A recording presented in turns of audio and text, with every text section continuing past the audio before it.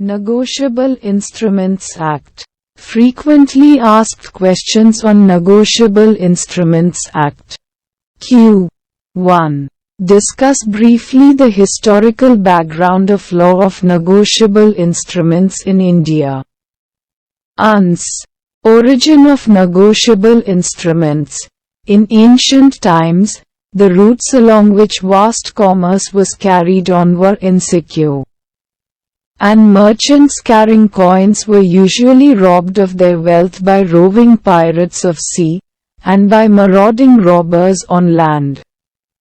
In the course of some centuries there came into existence an idea of exchange, whereby letters of credit, generally called bills of exchange from a merchant of one country to his debtor who is a merchant of another country, were issued, requiring the debt to be paid to a third person who carried the letter of credit to the place where the debtor resided.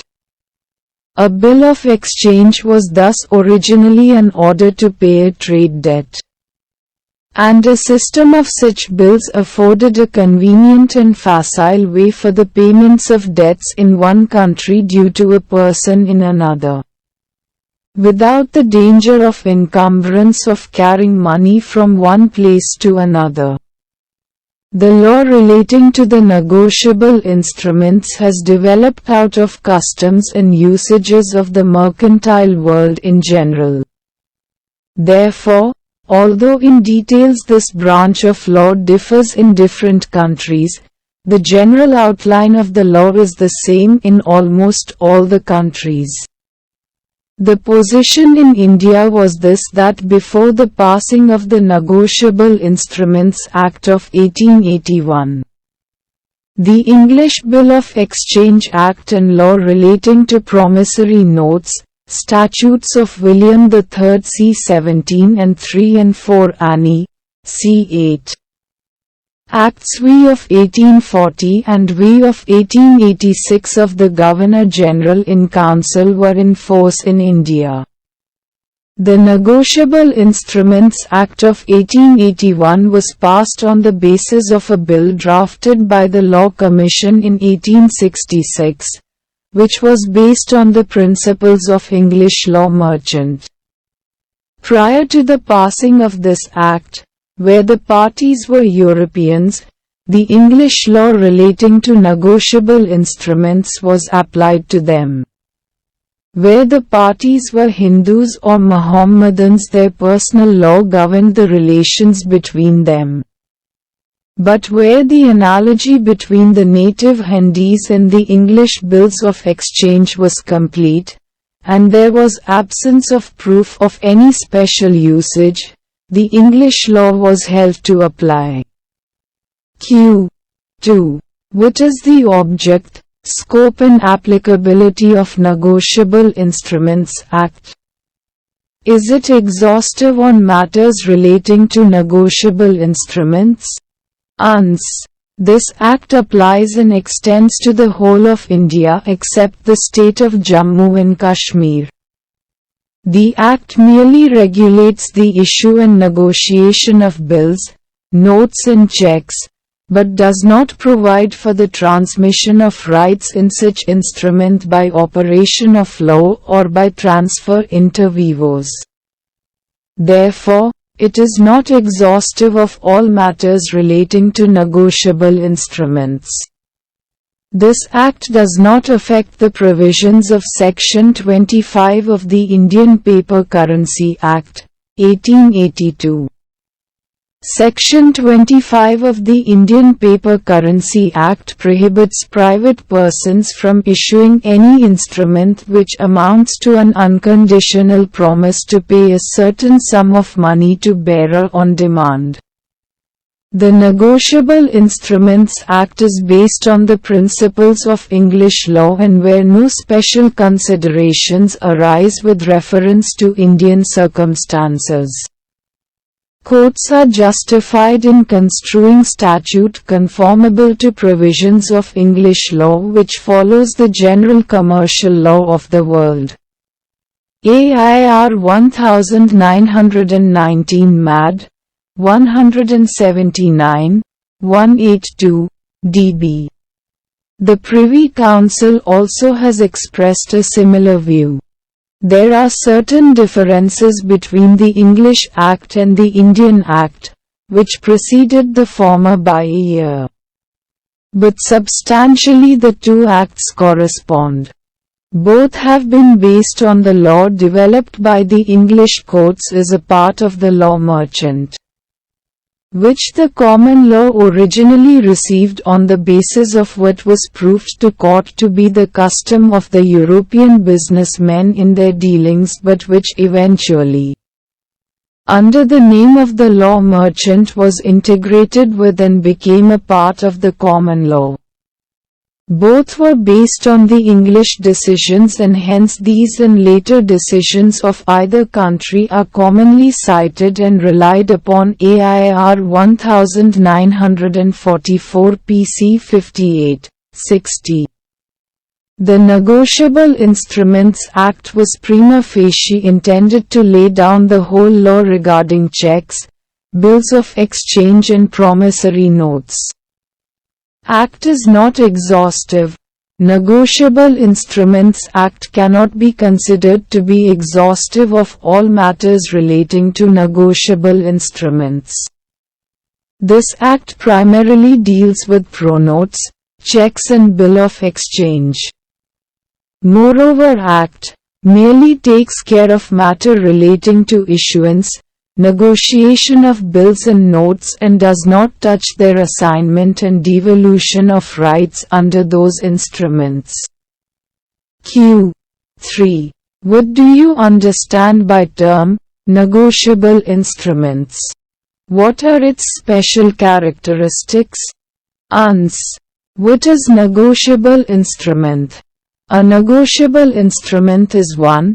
The property in which is acquired by one who takes it bona fide and for value, notwithstanding any defects of title in the person from whom he took it, from which it follows that an instrument cannot be negotiable unless it is in such a state that the true owner can transfer the contract or engagement contained therein by simple delivery of the instrument.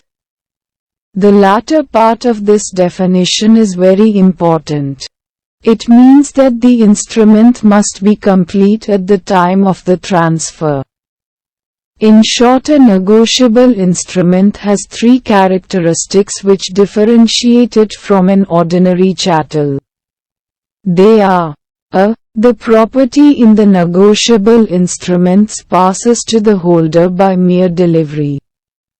It is the ownership, i.e., the right of retaining it as against the previous owner, that passes, and not mere possession. In the case of chattels, nobody can claim ownership over a thing as against its rightful owner. B. The holder in due course is not affected by any defects of title on the part of transferor. This is not so in the case of chattels. C. The holder can sue upon them in his own name. Section 13 of Act defines it as under: Negotiable instrument. 1. A negotiable instrument means a promissory note, bill of exchange or cheque payable either to order or to bearer. Explanation. I. A promissory note, bill of exchange or cheque is payable to order which is expressed to be so payable or which is expressed to be payable to a particular person, and does not contain words prohibiting transfer or indicating an intention that it shall not be transferable. Explanation. E. A promissory note, bill of exchange or cheque is payable to bearer which is expressed to be so payable or on which the only or last endorsement is an endorsement in blank. Explanation. E. Where a promissory note, bill of exchange or cheque, either originally or by endorsement, is expressed to be payable to the order of a specified person, and not to him or his order. It is nevertheless payable to him or his order at his option. 2. A negotiable instrument may be payable to two or more payees jointly, or it may be made payable in the alternative to one of two, or one or some of several payees. Q. 4. Define and explain promissory note. What are its essential features? Ans. Promissory note, Section 4 of Negotiable Instruments Act, 1881 defines the term promissory note as a promissory note is an instrument in writing, not being a bank note or a currency note, containing an unconditional undertaking signed by the maker to pay a certain sum of money only to or to the order of a certain person or to the bearer of the instrument. Essentials of promissory note. Following are essentials of promissory note. I. It should contain an agreement for payment of money and money only. E. The agreement must amount to an undertaking of promise and such an undertaking must be unconditional. E. The sum payable must be certain. IV. The instrument must be signed by the maker of the instrument. V. The money must be payable to or the order of certain person or to the bearer of the instrument. V. It should not be a blank note or a currency note.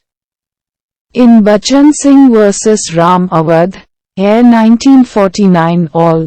431, it was observed that there must be an express undertaking upon the face of instrument to pay money before it can be held to be a promissory note. A mere implied undertaking will not do. In Bal Mukund vs. Munna Lal Ranji Lal, Air 1970 PNH 516, it was observed that before a document be treated as promissory note it should be promissory note both in form and in intent. If indebtedness is acknowledged in a document for a defined sum of money payable on demand, that is enough to make the document a promissory note, and the document need not necessarily say that debtor promises to repay the amount. Q. 5. Define and explain bill of exchange. What are the essential requisites of bill of exchange? What is the distinction between promissory note and bill of exchange? Ans. Section 5 of Negotiable Instruments Act provides bill of exchange. A bill of exchange is an instrument in writing containing an unconditional order, signed by the maker, directing a certain person to pay a certain sum of money only to or to the order of a certain person or to the bearer of the instrument. A promise or order to pay is not conditional within the meaning of this section and Section 4.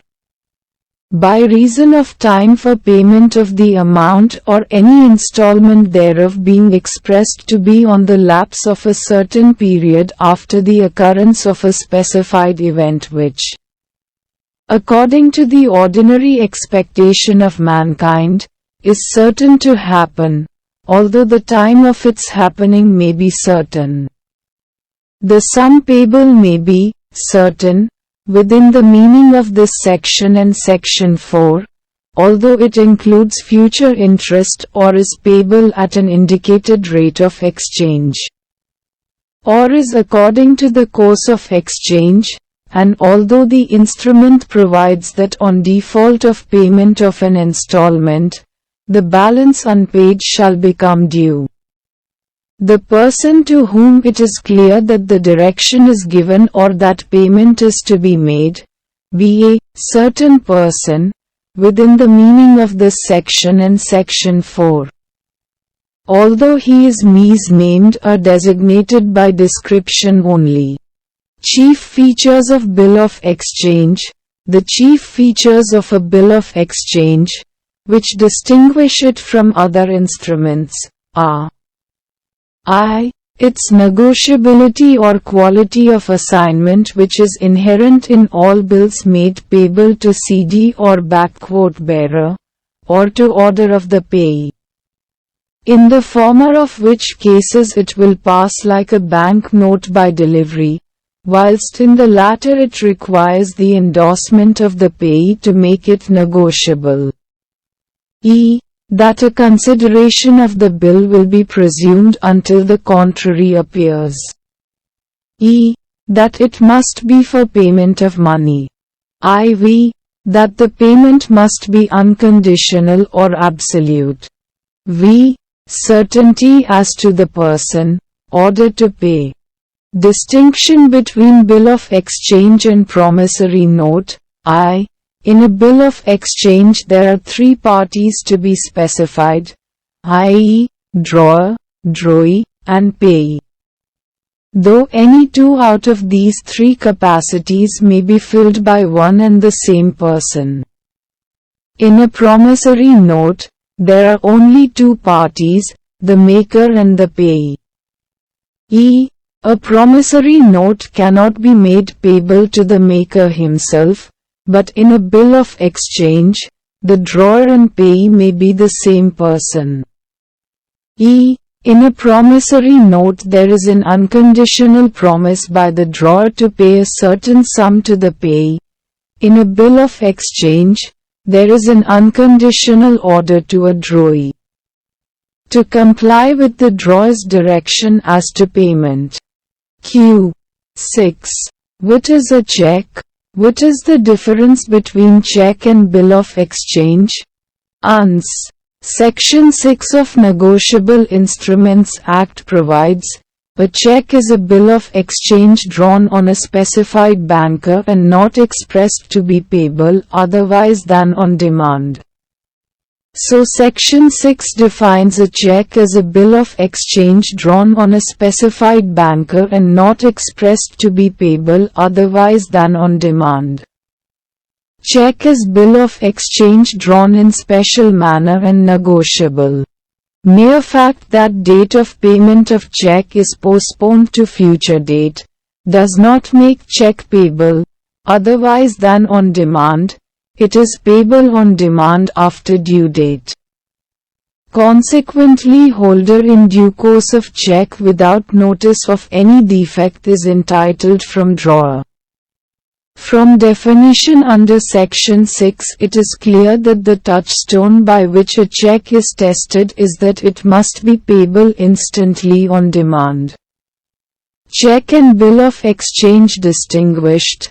In many respects they resemble, even then there are some differences between them. 1. A cheque requires no acceptance by the drawee before the payment, whereas a bill of exchange must be accepted by the drawee before he can be made liable upon it. 2. A cheque is payable immediately on demand without any days of grace, but a bill of exchange is entitled to 3 days grace. 3. In case of a cheque the drawee is always a banker, but in case of a bill the drawee may be any person including a banker. 4.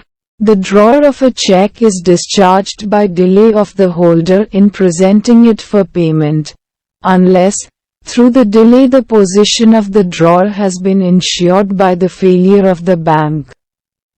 In the case of a bill of exchange it must be duly presented for payment or otherwise the drawer will be discharged. 5. Notice of dishonor is not necessary in the case of a cheque when it is not met, but when a bill of exchange dishonored by non-payment, notice of dishonor is necessary. A cheque is a peculiar sort of instrument in many ways resembling a bill of exchange, but in some entirely different way. In the ordinary course, it is never accepted.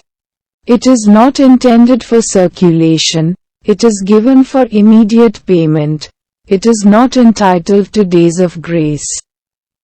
In addition, a check is presented for payment, whereas a bill in the first instance is presented for acceptance unless it is a bill of demand. A bill is dishonored by non-acceptance. This is not so in the case of a check, because the holder of a check, as between himself and the drawer, has no right to require acceptance. AIR 1944 PC 58, 60. Q. 7. Define drawer and drawee. Explain drawer in case of need. Ans. Drawer. The maker of a bill of exchange or check is called drawer. Section 7. The drawer must sign either personally or through an agent. Any person can be a drawer. Even those persons who are incompetent to contract can draw bills and checks, but they incur no liability to holder. Drawee. The person directed in a bill or check to pay is called the drawee. Section 7. It is ordinarily understood that the drawee has funds of the drawer and latter directs the former by means of a bill or check to make payment on his behalf out of the fund held by him. Drawee in case of need. When in the bill or in any endorsement thereon the name of the person is given in addition to the drawee to be resorted to in case of need. Such person is also called a drawee is case of need. Section 7. Such person is also called a referee in case of need, under English law. Under Indian law a bill cannot be said to be dishonored unless and until it is also dishonored by the drawee in case of need. The holder therefore is bound to present the bill to the drawee in case of need. But under English law a resort to the referee in case of need is optional to the holder. According to English law a bill must be protested or noted for protest before it can be presented to the referee in case of need. But under Indian law a drawee in case of need may accept and pay the bill without a previous protest. Q. 8. What do you understand by term holder? Who can be a holder and who cannot be? Ans. Holder. The holder of a promissory note, a bill of exchange, or a check means any person entitled in his own name to the possession thereof and to receive or recover the amount due thereon from the parties thereto. Where the promissory note, bill or check is lost or destroyed, its holder is the person so entitled at the time of such loss or destruction. Section 8. The essential requisites of a holder of a promissory note, bill of exchange or check means any person who is entitled in his own name, firstly, to possess the instrument, secondly, to receive the amount thereon, and thirdly, in alternative to recover the amount so due from the parties to the instrument. Who are holders? 1. A principal whose name has been disclosed on a negotiable instrument is holder even though the instrument is executed in the name of his agent or him. 2. Where a promissory note is written in the name of a partner of a firm, that firm can very well institute a suit in the name of the firm, the reason being that when a partner is holder, the firm naturally becomes a holder, because it is not a separate entity other than the partner. 3. Where the negotiable instrument is bearer, in that case any person in possession thereof is the holder. 4. A principal on whose behalf a pronote is endorsed in blank is delivered to his agent even though his name does not appear thereon as a holder of the instrument. 5. In case of death of a holder of the negotiable instrument, the property therein in natural course of events passes on to the heirs of the deceased holder, and then they become the holders of the instrument. 6. The endorsee of a cheque also enjoys the knowledge of becoming a holder. Persons who are not holders. First of all, a thief or a finder of a bill of exchange is not a holder thereof.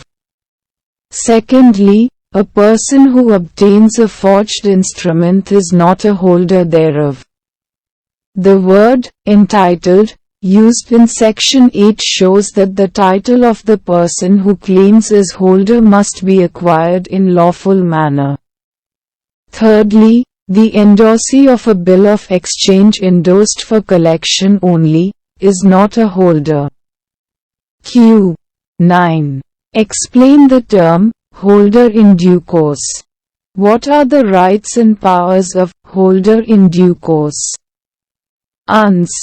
Section 9 of Negotiable Instruments Act defines holder in due course as holder in due course means any person who for consideration became the possessor of a promissory note, bill of exchange or cheque if payable to bearer, or the payee or endorsee thereof, if payable to order, before the amount mentioned in it became payable and without having sufficient cause to believe that any defect existed in the title of the person from whom he derived his title. A person claiming to be a holder in due course must prove 1. That on payment of a valuable consideration he became I. the possessor of the negotiable instrument if payable to bearer, or e. the payee or the endorsee thereof, if payable to order. 2. That he became the possessor before the amount due under the instrument became actually payable. 3. That he became the possessor without having sufficient cause to believe that any defect existed in the title of the transferee from whom he delivered his title. In Sukhmraj Khimraja vs. N. Rajagopalan, 1989, ILW 401, it was observed that plaintiff was fully aware that the cheque had been dishonored and the endorsement in his favor was only after it was returned by the bank, therefore it had lost its negotiability. Hence he cannot be a holder in due course. In order that a person can be called a holder in due course, he must show I. that he is the holder of the negotiable instrument. E. He has obtained it for consideration. E. He has obtained it before the maturity of the negotiable instrument, and IV. That he has obtained the negotiable instrument in good faith. I. He must receive the negotiable instruments as a holder, according to Section 9.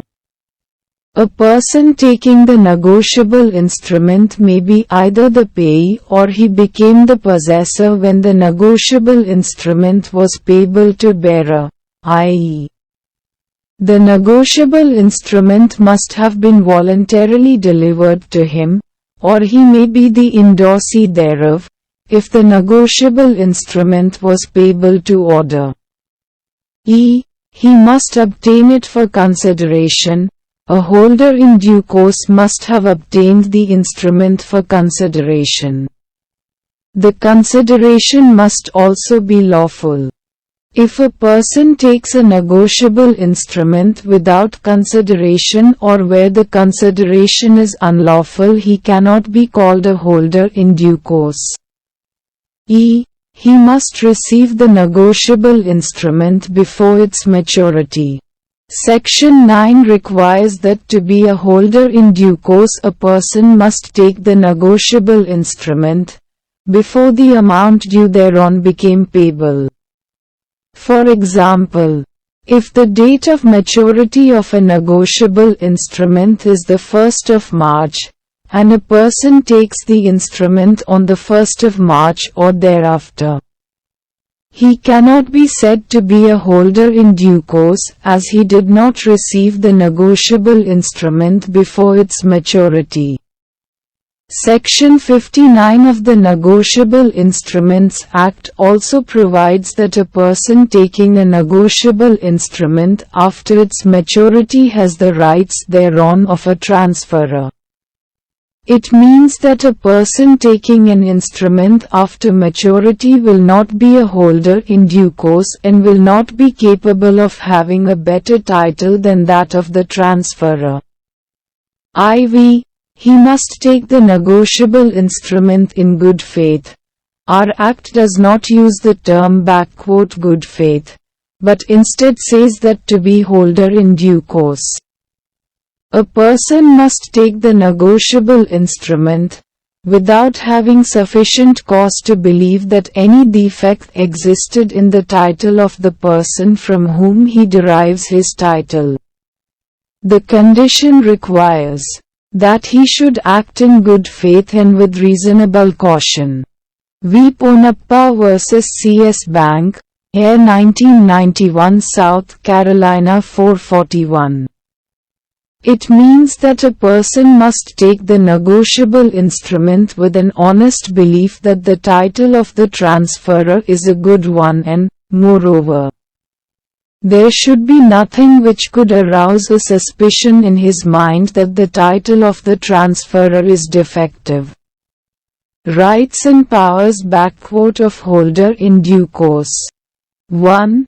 A holder in due course has all the rights and powers of a holder and in addition holds the bill free from any personal defect of title of prior parties, as well as from more personal defenses available to prior parties among themselves, and may enforce payment against all parties liable on the bill. 24 Bohm, 65. 2.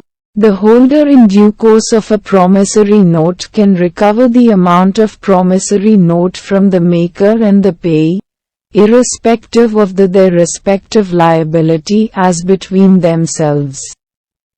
3. A party to a suit cannot in a suit on it by a holder in due course set up a defense that there was consideration for the execution of the note. 4. Where the payee of the pronote executed by two persons jointly, agrees to relinquish his claim against one of the executants, the assignee of the note who takes with the knowledge of this arrangement acquires no better title than the payee, that is, his assigner, had. He is not a holder in due course and can therefore enforce the instrument only against the executant and the claim which was not relinquished by the assigner. Q. 10. What do you understand by payment in due course? What are the protection in law when it is payment in due course? Ans. Section 10 of Negotiable Instruments Act provides payment in due course means payments in accordance with the apparent tenor of the instrument in good faith and without negligence to any person in possession thereof under circumstances which do not afford a reasonable ground for believing that he is not entitled to receive payment of amount therein mentioned. In P.M. Das vs. Central Bank of India. Air 1978 Cull. 55. It was observed that where a bank makes payment in accordance with apparent tenor of the instrument in good faith without negligence under circumstances which do not afford a reasonable ground for believing that he is not entitled to receive payment, payment is said to be done in due course. Payment in due course within Section 10 means payment made not only honestly but also without negligence. Although no straitjacket formula can be laid down to cover each case of negligence of a banker, and question of negligence requires to be decided in facts and circumstances of each case. 1993, 1, S.C. J. 45. Protection. When it is a payment in due course, there are certain provisions in the Negotiable Instruments Act which grant protection to the person making the payment in due course. Some of such provision are being mentioned hereunder. I. According to Section 82, c. the maker, acceptor or endorser respectively of a negotiable instrument are discharged from liability thereon to all parties thereto by making the payment in due course of the amount due thereon.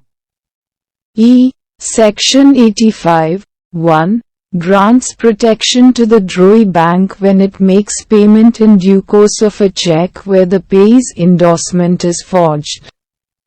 According to this provision, where a cheque payable to order purports to be endorsed by or on behalf of the payee, the drawee is discharged by payment in due course. E. Section 85, 2, also grants protection to the drawee bank by declaring that a bank is discharged by making payment in due course to the bearer thereof of a cheque which is originally payable to bearer, notwithstanding the fact that there is any endorsement thereon, and also notwithstanding the fact that such endorsement purports to restrict or exclude further negotiation. IV. Section 89 grants protection to the person making the payment in due course of an instrument which has been materially altered, but the alteration made thereon is not apparent. Although by any material alteration, the instrument is rendered void, but if the alteration cannot be apparently discovered, the person making the payment of such instrument is discharged from liability, and such payment cannot be questioned on the ground that the instrument was an altered one. V. Section 128 grants protection to the drawee bank, which makes the payment in due course of a crossed cheque. Even if there is something wrong with the title of the person receiving the payment through a collecting bank, the drawee or the paying bank cannot be made liable, if the payment is in due course. Q. 11. What is meant by inland instrument and foreign instrument? Uns. Section 11 of Negotiable Instruments Act provides a promissory note, bill of exchange or a cheque drawn or made in India and made payable in or drawn upon any person resident in India shall be deemed to be an inland instrument. Where a promissory note reciting that both parties belong to India and are temporarily in Singapore, it being an instrument drawn on person resident in India, is an inland instrument as defined under Section 11, Air 1976 Mad. 254. Section 12 of the Act provides that any such instrument not so drawn, made or made payable, shall be deemed to be a foreign instrument. Q. 12. What is meant by negotiation? What are different modes of transfer of a negotiable instrument? Clearly mention the points of difference between assignability and negotiation. Uns. The negotiation of an instrument should be distinguished from transfer by assignment. When a person transfers his right to receive the payment of a debt, that is called assignment of the debt. As for example, where the holder of a life insurance policy transfers the right to receive the payment to another person, that is nothing but assignment. Similarly, when the holder of a bill, note or cheque transfers the same to another, in essence, he gives his right of receipt of payment of the instrument to the transferee. Thus, in both negotiation and assignment, the element of transfer of right to receipt of payment of a debt is involved. The rights which the transferee of an instrument by negotiation acquires are substantially superior to those of an assignee. An instrument payable to bearer can be negotiated by simple delivery. The person to whom the instrument is delivered becomes the holder of the same. Though delivery as simple is an important formality, for without it, no possessor is constituted as the holder of the instrument. A person who steals or finds somewhere a bearer instrument is not the holder of the same, as it has not been delivered to him, although if he delivers the same to another person, that person becomes the holder. Subject to the provisions of Section 58, a promissory note, bill of exchange or cheque payable to bearer is negotiable by delivery thereof. It is to be noted that a promissory note, bill of exchange or cheque delivered on condition that it is not to take effect except in a certain event, is not negotiable, except in the hands of a holder for value without notice of the condition, unless such event happens. This is what is called negotiation by delivery. An instrument payable to order is negotiated by endorsement and delivery. Thus, endorsement requires two things, i.e., the holder should endorse it and then deliver to the endorsee. There is difference between negotiability and assignability, as the negotiation of an instrument should be distinguished from transfer by assignment. When a person transfers his right to receive the payment of a debt, that is called assignment of the debt. Where, for example, the holder of a lifetime insurance policy transfers the right to receive the payment to another person, that is an assignment. When the holder of a bill, note or cheque transfers the same to another, he, in essence, gives his right to receive the payment of the instrument to the transferee. Thus, in both negotiation and assignment, there is the transfer of the right to receive the payment of a debt. But, the similarity ends there, for the rights which the transferee of an instrument, by negotiation, acquires, are substantially superior to those of an assignee. Q. 13. What do you understand by the term, endorsement of negotiable instrument? Ans. An instrument payable to order is negotiated by endorsement and delivery. Thus, endorsement requires two formalities. First, the holder should endorse it and then deliver it to his endorsee.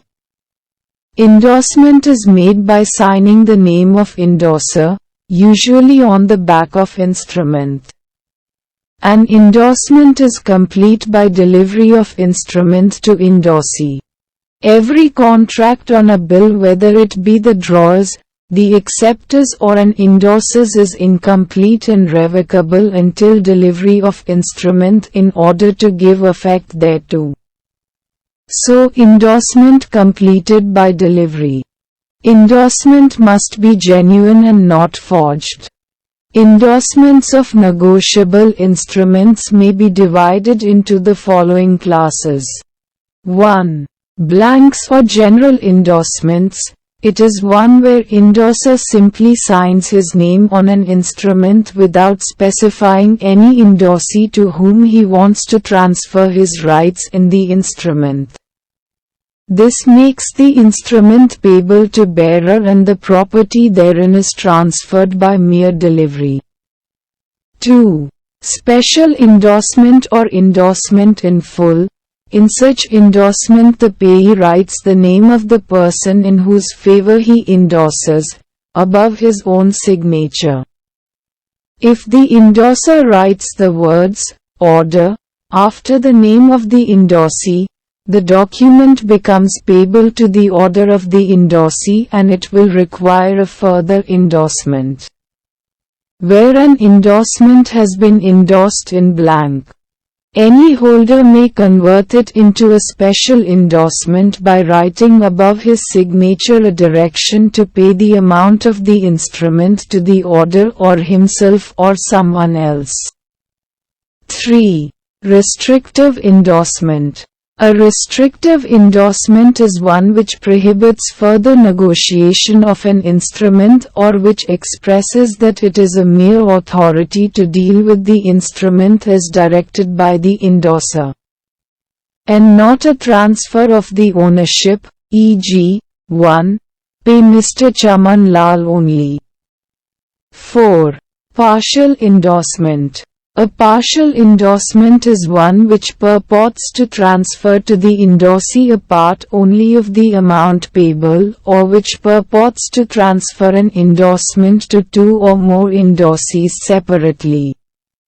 Such an endorsement does not operate as a negotiation of the instrument, as the law requires that an endorsement to be valid, must be of the entire instrument.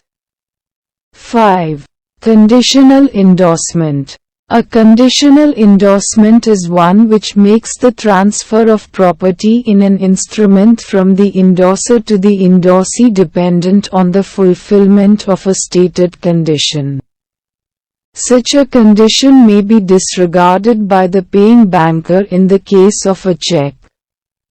6. Sans recourse endorsement. A sans recourse, without recourse to me, endorsement is one where the endorser makes it clear that the endorsee or any subsequent holder should not look to him for payment, in case the instrument is dishonored. 7. Facultative endorsement. A facultative endorsement is one where the drawer or any of the endorsers waives some of the holder's duties towards him, and adds to that effect to his signature, while endorsing the instrument, e.g., notice of dishonor waived. Q. 14. Write a note on inchoate stamped instrument. Uns. Inchoate stamped instrument. Section 20 of Negotiable Instruments Act provides, where one person signs and delivers to another a paper stamped in accordance with the law relating to negotiable instrument then in force in India, and either wholly blank or having written thereon an incomplete negotiable instrument. He thereby gives prima facie authority to the holder thereof to make or complete, as the case may be, upon it a negotiable instrument, for any amount specified therein and not exceeding the amount covered by the stamp. The person so signing shall be liable upon such instrument, in the capacity in which he signed the same, to any holder in due course for such amount, provided that no person other than a holder in due course shall recover from the person delivering the instrument anything in excess of the amount intended by him to be paid thereunder. In H. Maregoda vs. Thipama. Air 2000 Cant. 169, it was observed that a reading of Section 20 reveals that the words used are "either wholly blank, or having written thereon an incomplete negotiable instrument." Thus even if a blank promissory note is given, it cannot be taken as a defense to avoid a decree based on such instrument once it is found that the document produced before the court satisfies the requirements of a promissory note within the meaning of the Act. The instrument may be wholly blank or incomplete in particulars. In either case, the holder has authority to make or complete the instrument as negotiable. 1. Q. 15. What do you understand by the terms maturity and days of grace? What is the procedure prescribed for calculating maturity of bill of exchange payable at stated number of months? What is the rule for counting the time when the day of maturity is a holiday? Ans. Maturity. Section 22 of the Act says, the maturity of a promissory note or bill of exchange is the date at which it falls due. So Section 22 makes it clear that a promissory note or bill of exchange can be said to be at maturity only when it specified the date on which the amount is payable. Therefore the term maturity can have no application to promissory note payable on demand. Days of grace. Section 22 of Act further provides that every promissory note or bill of exchange which is not expressed to be payable on demand at sight or on presentation is at maturity on the third day after the day on which it is expressed to be payable. So provisions of Section 22(2) giving 3 days grace affects only instruments which are not written in an Oriental language, and instrument written in Oriental language is governed by local usage. It is open to parties to enter into contract that the provisions of Section 22 relating to days of grace shall or shall not apply to them. Calculating maturity of bill or note payable so many days after date or sight. Section 24 of Negotiable Instruments Act provides that, in calculating the date at which a promissory note or bill of exchange made payable a certain number of days after date or after sight or after a certain event is at maturity, the day of date, or of presentment for acceptance or sight, or of protest for non-acceptance, or on which the event happens shall be excluded. When day of maturity is a holiday, Section 25 of Act says, when the day on which a promissory note or bill of exchange is at maturity is public holiday, the instrument shall be deemed to be due on the next preceding business day. Q. 16.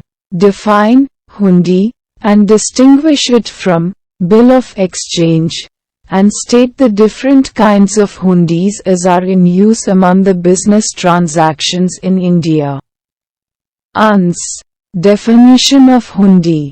A hundi may be defined as a bill of exchange drawn in a vernacular language in accordance with the customs of native merchants of India.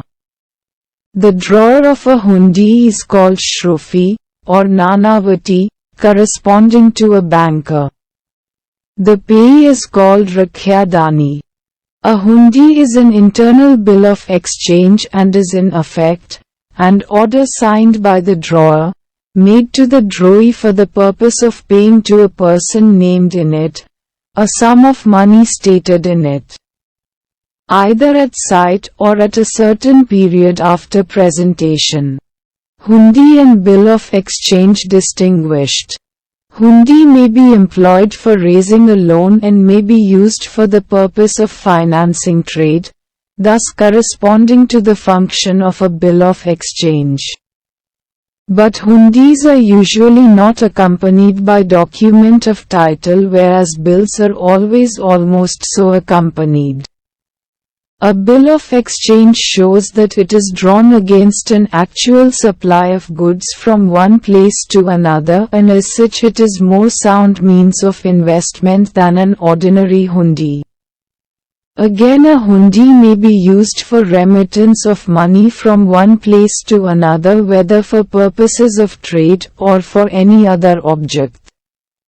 Kinds of hundis. Hundis may be classified into two main broad divisions. 1. Darshani hundis, i.e. payable at sight, and 2. Madati or Miyadi hundis, i.e. payable after a time. The following chart shows clearly the classification of hundis. Darshani hundi. It is payable at sight and serves the purpose of remittance of money. It is transferable by endorsement and usually passes freely through many hands amongst the indigenous bankers. Hundiana is the commission or discount which the holder deducts from the amount of advance made against a hundi by him. When a hundi is sold at a premium, i.e., at a price higher than its original amount, it is said to sell at Bada. But when it is sold at a discount, i.e., at a price of lower than the original amount, it is said to sell at Batta. The actual or the nature of wordings of a hundi vary according to the locality or the state. Madati hundi. When a hundi is made payable after a specified period, it is called Madati in the state of West Bengal, and Miyadi in other parts of India. In drawing such a hundi, the usual practice is to charge an interest for the period specified in it at that time. Such a hundi may be made payable to a specified person or to bearer or to a man of worth and position. Shehjog hundi. Amongst the current forms of hundis, Shehjog hundi is the most important. It may be Darshani or Miyadi one. It is a hundi made payable by the drawer only to a Shah, a respectable holder, viz., a man of worth and substance known in the bazaar. It ought not to be paid to the drawee unless the Shah by whom it is presented has endorsed on it, though till it reaches the hands of a Shah. It can pass from hand to hand by delivery and without endorsement. According to custom relating to these hundis, the Shah who obtains payment is bound, in the event of the hundi proving to be forged or stolen, to repay the amount paid to him with interest, unless he produces the actual drawer or the person who perpetuated the fraud. The name of the depositor is mentioned in the body of the hundi, which contains a statement that the amount is to be paid to a Shah. It may be compared to a generally crossed cheque. But at any subsequent period, its negotiability can be restricted by being specially endorsed. Jokhimi hundi. This is a hundi which is drawn against goods shipped on a vessel named therein. The hundi is negotiated by the drawer to a person who purchases it for an amount less the commission, and who insures the goods against loss. He will recover the full value of the hundi from the consignee only on the safe arrival of the goods. If they do not reach the destination on account of loss or destruction, the consignee need not pay the value of the hundi, nor need the consignor repay the money received by him, as the goods are insured. Jokhimi hundi is akin to a policy of insurance, with the difference that the money is paid beforehand is recovered if the ship arrives safely. On the arrival of the goods, the drawer may obtain them or their value as stated in the hundi. It is an authority to the consignee to pay for the goods or deliver them to the holder. This kind of hundi has fallen in disuse upon the establishment of insurance companies which now fulfill the purpose which was served by it. Namjog hundi. It is a hundi payable only to the person specially named in the body of the hundi or his order. If the party named in the hundi is sufficiently described, it is only payable to that person and it cannot be endorsed. But if a full description of the payee is not given, it can be endorsed like a bill of exchange. It is a very rarely used nowadays. Jawabi hundi. It serves the purpose of remittance of money. This kind of hundi is drawn in this way, that the person desirous of making the remittance writes to the payee and delivers the letter to a banker who endorses it to one of his correspondents near the payee's place of residence or negotiates it further. On receipt of the letter, the latter is forwarded by the banker to the payee who attends and gives his receipt in the form of reply to the letter and who has paid the money. The receipt is forwarded through the same channel to the drawer. Nishan jog hundi. If a hundi contains the word nishan jog, the amount is to be paid only by the person presenting it. Dhani jog hundi. When the word dhani jog occurs in a hundi, the amount is payable to the presenter. Dani means owner or holder.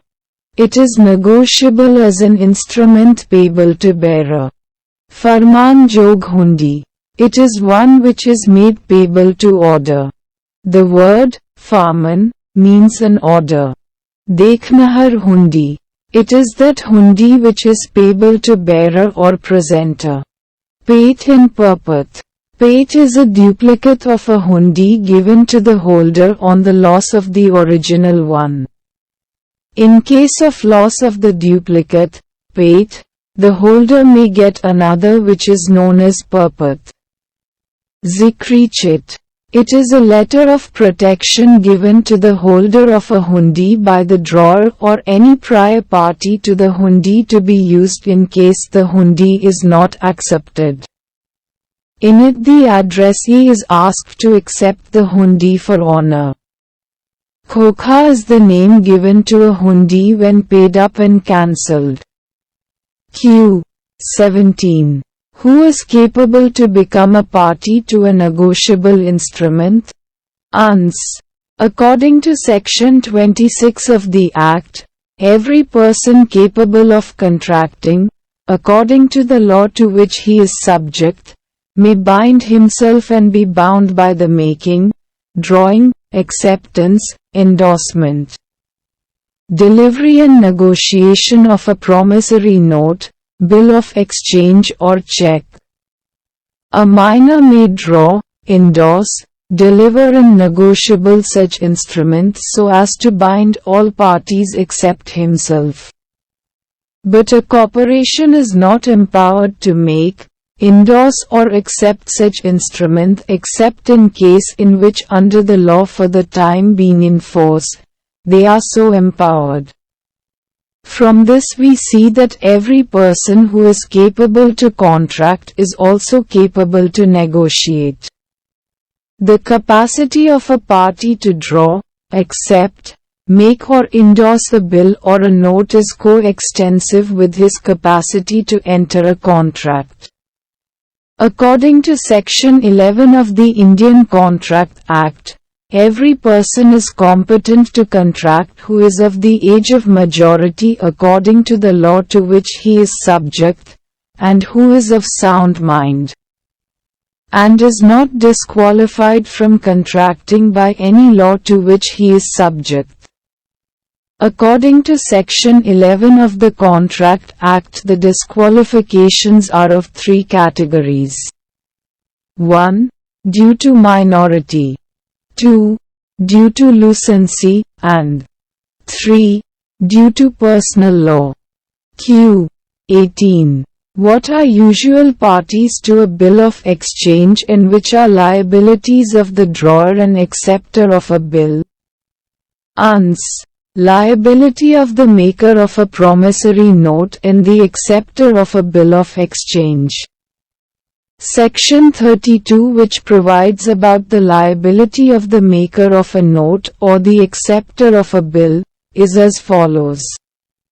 In the absence of a contract to the contrary, the maker of a promissory note and the acceptor before maturity of a bill of exchange are bound to pay the amount thereof at maturity according to the apparent tenor of the note or acceptance, respectively, and the acceptor of a bill of exchange at or after maturity is bound to pay the amount thereof to the holder on demand.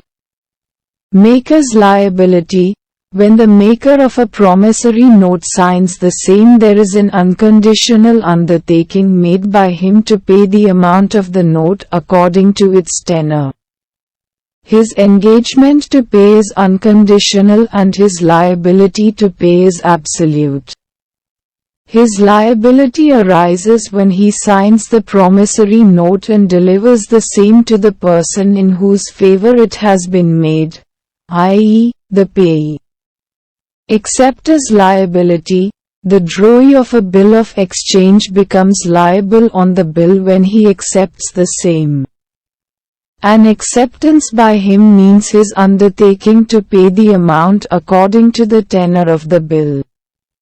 The liability of the acceptor of a bill of exchange is similar to that of the maker of the promissory note. A bill of exchange contains an unconditional order, and when the drawee accepts to pay the amount, there is obviously an unconditional undertaking by him to pay in accordance with the tenor of the bill. The acceptor of a bill of exchange is liable thereunder as principal debtor, and as such, the suit filed merely against the acceptor of a bill of exchange is maintainable in law even though a separate suit has been filed by the plaintiffs against the drawers of that bill of exchange on the basis of the suit bill of exchange along with other reliefs claimed therein. Union Bank of India vs. Ankur Corp. Air 993 Bom 297. Q. 19. Discuss the liability of drawer of bill of exchange or cheque and that of drawee of cheque. Ans. Liability of drawer of bill of exchange and cheque. Section 30 of Negotiable Instruments Act says, the drawer of a bill of exchange or cheque is bound, in case of dishonor by the drawee or acceptor thereof, to compensate the holder, provided due to notice of dishonor has been given to, or received by, the drawer is hereinafter provided. So under Section 30 the drawer of a cheque is liable to pay only when 1. The cheque is dishonored and 2. Notice of such dishonor has been given or circumstances exists which render it necessary to give such notice. The notice of dishonor is therefore a part of the cause of action on dishonored cheque. In view of Section 30 of Act, drawer of a bill of exchange or cheque is bound in case of dishonor by the drawee to compensate the holder provided due notice of dishonor has been given to him, even if the documents of title were given to the drawee without a valid and proper acceptance. The drawer is liable and suit against him is maintainable. Air 1983 Del. 240. Liability of the drawee of a cheque. According to Section 31, the drawee of a cheque having sufficient funds of the drawer in his hands, properly applicable to the payment of such cheque, must pay the cheque when duly required so to do, and in default of such payment, must compensate the drawer for any loss or damage caused by such default. The drawee bank is thus bound to honor the customer's cheque if he has sufficient funds of the drawer applicable to the payment of such cheque. If the drawee bank wrongfully dishonors the cheque, it can be made liable for such default. The liability for such a default is not towards the payee or the holder but towards the drawer. The basis of the banker's liability is the relation between the bank and its customer, which implies an undertaking to honor the customer's checks if there are sufficient funds to meet the same. There are some cases when a banker may be either justified or bound to dishonor the checks. Dishonor of the checks in such cases does not create any liability for the drawee bank. Q. 20. What are the circumstances under which a banker is justified or bound to dishonor checks, or in what cases can a banker refuse to pay check drawn on him by a customer? Ans. Cases in which a banker is bound or justified in dishonoring the customer's checks. 1. When the customer countermands the payment. When the drawer of the cheque countermands the payment. That is, issues instructions to the bank not to make the payment of a particular cheque issued by him, the authority of the bank to pay that cheque stands revoked. Stopping payment of a demand draft. A draft is an order to pay money, drawn by one office of a bank upon another office of the same bank for a sum of money payable to order on demand. A demand draft is procured for the purpose of transmitting money. Once the draft has been given to the payee, the bank cannot be asked to stop its payment. The purchaser of the draft can, however, require the bank to maintain caution, so that a wrong person, who is not the payee or the holder in due course, is not able to take its payment. 2. Where there are no sufficient funds to meet the cheque, the banker's duty to pay a customer's cheque as stated in section 31 is there in case of a cheque when he had sufficient funds of pay drawer in his hand. Therefore, when either there are no funds to meet the cheque or the amount to the customer's credit is insufficient to meet the whole amount of the cheque, the banker is justified in refusing the payment of that cheque. 3. Funds not properly applicable to the cheque. Under Section 31, banker's duty to honor the customer's cheque is there when the funds of the customer with him are properly applicable to the payment of such cheque. Thus, if the funds in his hands are meant for being utilized for some other purpose, then banker is justified to dishonor of cheque for other purpose. 4. Cheque not properly presented. When the cheque is not properly presented, for example it is presented at a branch where the customer has no account, or where his account is overdrawn, or where the cheque is presented after banking hours, or where the cheque is not presented within a reasonable time of its issue, i.e., it has become stale, the bank is justified in dishonoring the cheque. In India, a cheque presented more than 6 months after the date of issue is deemed to be stale. 5. Notice of customer's death. On the death of the drawer, the property in the balance of his account vests in his legal representatives and his order cannot withdraw what or more belongs to him.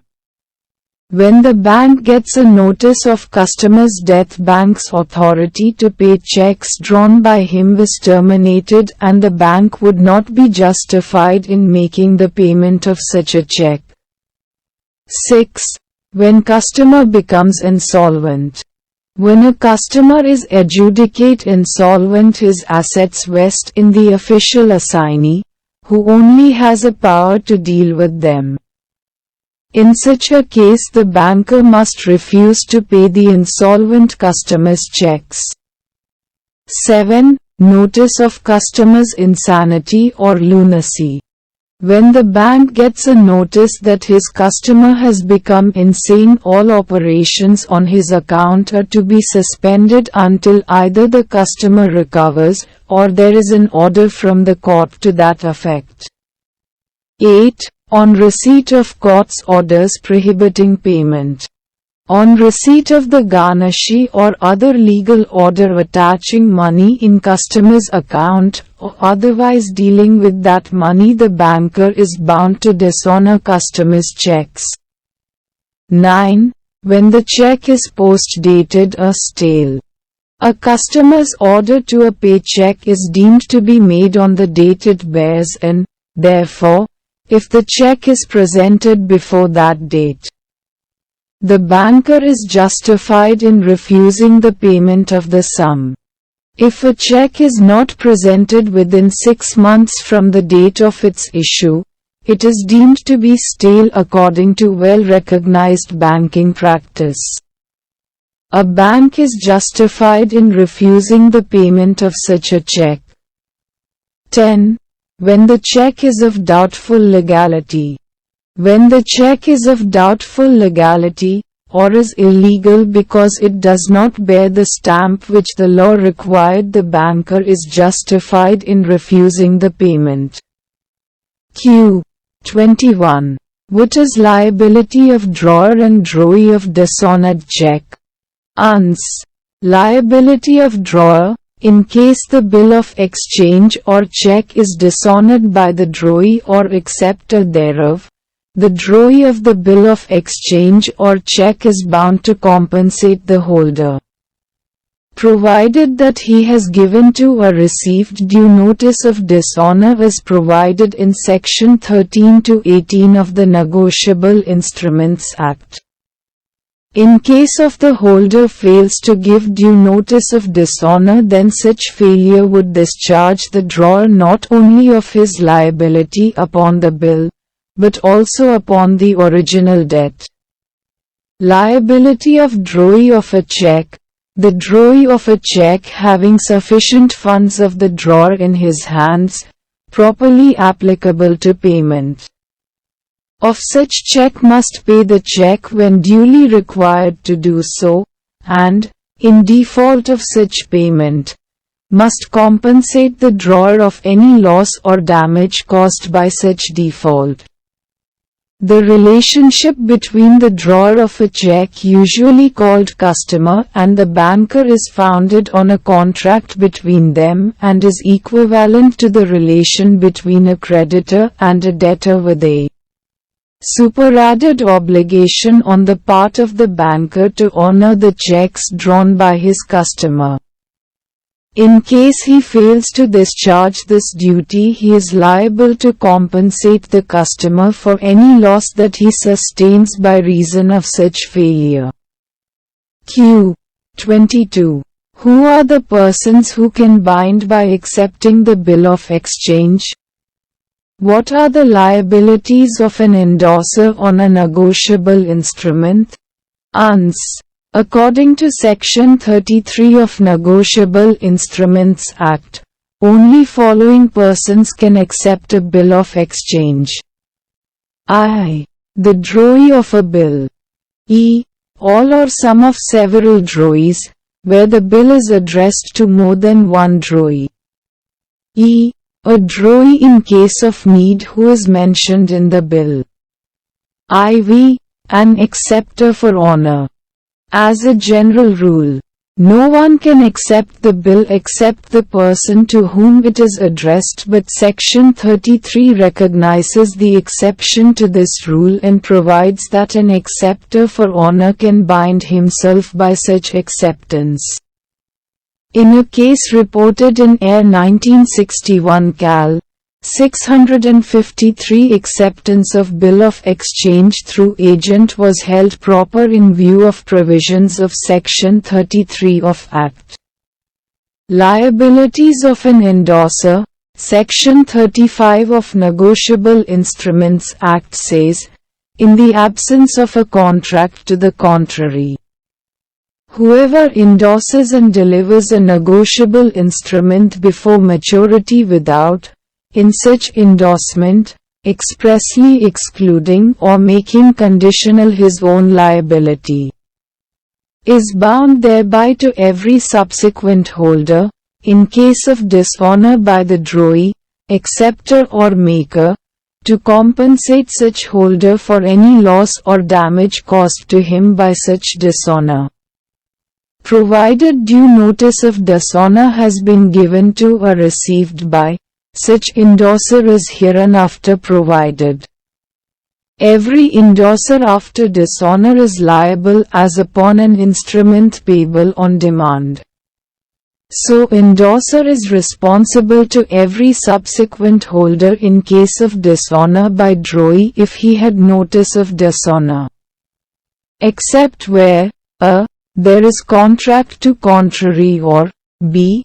he expressly limits his liability in endorsement. Q. 23. When the endorser is discharged from his liability. Uns. Section 40 of Negotiable Instruments Act provides, where the holder of a negotiable instrument, without the consent of the endorser, destroys or impairs the endorser's remedy against a prior party, the endorser is discharged from liability to the holder to the same extent as if the instrument had been paid at maturity. A is the holder of a bill of exchange made payable to the order of B, which contains the following endorsement in blank. First endorsement, B. Second endorsement, Peter Williams. Third endorsement, Wright and Company. Fourth endorsement, John Rosero.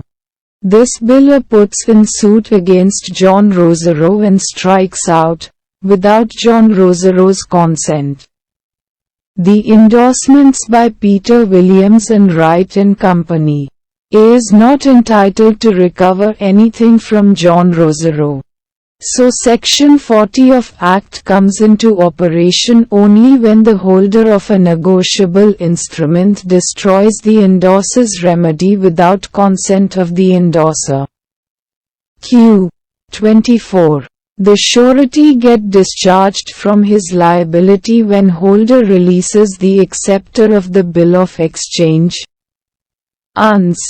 According to Section 39 of Negotiable Instruments Act, when the holder of an accepted bill of exchange enters into any contract with the acceptor which under Section 134 or 135 of the Indian Contract Act, 1872 would discharge the other parties, the holder may expressly reserve his right to charge the other parties, and in such case they are not discharged. According to Section 134 of the Indian Contract Act, the surety is discharged in case the creditor releases the principal debtor by a contract. And according to Section 135, a surety is discharged when creditor compounds with, gives time to or agrees not to sue, principal debtor, automatically without any right to the creditor. But Section 39 of the Negotiable Instruments Act enables the holder of a bill of exchange to enter into any contract with the acceptor, without thereby losing his rights against the other parties, provided he expressly reserves his rights against those other parties. For example, the holder of a bill for 5,000 rupees takes from the acceptor 3,000 rupees in full satisfaction of his claim against him. All the other parties are discharged. but if the holder expressly reserves his right to charge them, they are not discharged. Q. 25. In what circumstance, acceptor is bound to pay though the instrument is forged? Ans. As a general rule, any forged instrument does not convey any title thereto, even to its holder whose bona fides are beyond doubt and for value. Thus an acceptor of a bill of exchange is not precluded by his acceptance from showing that endorsement is forged. Section 41 of Negotiable Instruments Act provides, an acceptor of a bill of exchange already endorsed is not relieved from liability by reason that such endorsement is forged, if he knew or had reason to believe the endorsement to be forged when he accepted the bill. This rule of law is based upon equitable principle that no person can be permitted to take advantage of his fraud or wrong. Q. 26.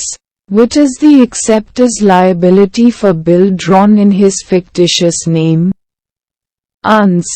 Section 42 of Negotiable Instruments Act provides, an acceptor of a bill of exchange drawn in a fictitious name and payable to drawer's order is not, by reason that such name is fictitious, relieved from liability to any holder in due course under an endorsement by same hand as the drawer's signature and purporting to be made by the drawer. The rule embodied in Section 42 of Act, though speaks of bill of exchange only, is also applicable to other instruments also in view of provisions of Section 120 read with Section 8 of the Act. Therefore the maker of promissory note who executed the instrument for consideration cannot escape the liability to the holder of the instrument simply because the instrument was drawn in fictitious name. This is based on following rule of English law.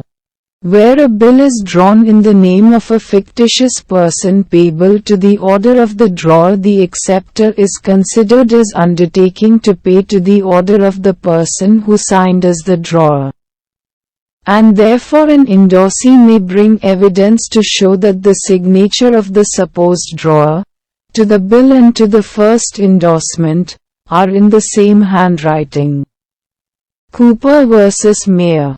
1823, 10 B and C 468. In such a case the drawer is fictitious and the bill is drawn to his own order, and the drawer and the payee are one and the same person and fictitious. Therefore, before such a bill can be negotiated, the supposed drawer must endorse in his own handwriting. The acceptor is liable only to the holder in due course and not to a holder who knew or had reason to believe that the drawer or the payee was a fictitious person. Q. 27. State the legal effect of negotiable instrument drawn or made without consideration. Ans. Consideration is required for the validity of every contract. A negotiable instrument also contains contract for payment of a certain sum of money. Consideration is required for the same also. In an ordinary contract, the law does not presume the presence of consideration, and the person enforcing the contract has to prove the same. In the case of negotiable instrument, on the other hand, there is a presumption of consideration. The presumption is rebuttable by a person who wants to avoid his liability on the ground of absence of consideration. Sections 43 to 45 provide as to how far the total or a partial absence of consideration affects the liability of the parties to a negotiable instrument. Total absence or failure of consideration. The rule regarding absence or failure of consideration, which is stated in Section 43, is that a negotiable instrument made, drawn, accepted, endorsed or transferred without consideration, or for a consideration which falls, creates no obligation of payment between parties to the transaction. Want of consideration can be taken as a defense to avoid the liability only towards parties to the transaction, i.e., those parties who have immediate relation with one another. The drawer of a bill of exchange stands in immediate relation with the acceptor. The maker of a promissory note, bill of exchange, or cheque stands in immediate relation with the payee, and the endorser with the endorsee. So, absence or failure of consideration creates no obligation of payment only between parties to the transaction. If a person receives a negotiable instrument without consideration but transfers the instrument to a holder for consideration, such holder, and every subsequent holder deriving title from him, may recover the amount due on such instrument from the transferor for consideration or any prior party thereto. Section 43. Partial absence or failure of money consideration. When the consideration for which a person signed a promissory note, bill of exchange or cheque, consisted of money, and was originally absent in part or has subsequently failed in part, the sum which a holder standing in immediate relation with such signer is entitled to receive from him is proportionately reduced. Partial absence or failure of money consideration in a negotiable instrument affects the rights of the holder against the immediate parties who signed the instrument, and he is entitled to recover only that amount for which consideration was there. For example, a draws a bill on B for 500 rupees payable to the order of A. B accepts the bill, but subsequently dishonors it by non-payment. A sues B on the bill. B proves that it was accepted for value as to 400 rupees, and is an accommodation to the plaintiff as to the residue. A can recover only 400 rupees. Partial failure of consideration not consisting of money. When the partial failure of consideration does not consist of money, the rule regarding the extent of liability of the parties, which is contained in Section 45, is as follows. Where a part of the consideration for which a person signed a promissory note, bill or exchange or cheque, though not consisting of money, is ascertainable in money without collateral inquiry, and there has been a failure of that part, the sum which a holder standing in immediate relation with such signer is entitled to receive from him is proportionately reduced.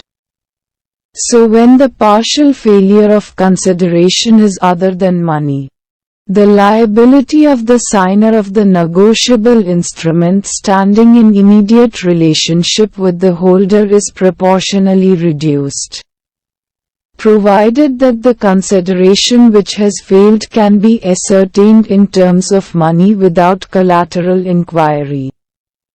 Q. 28. What are the different modes of negotiation? Who may negotiate and endorse? Ans. A. Two modes of negotiation. A negotiation can be materialized with by delivery under Section 47 or by delivery and endorsement under Section 48. 1. Negotiation by delivery. According to the provisions of Section 47, negotiation by delivery is as follows.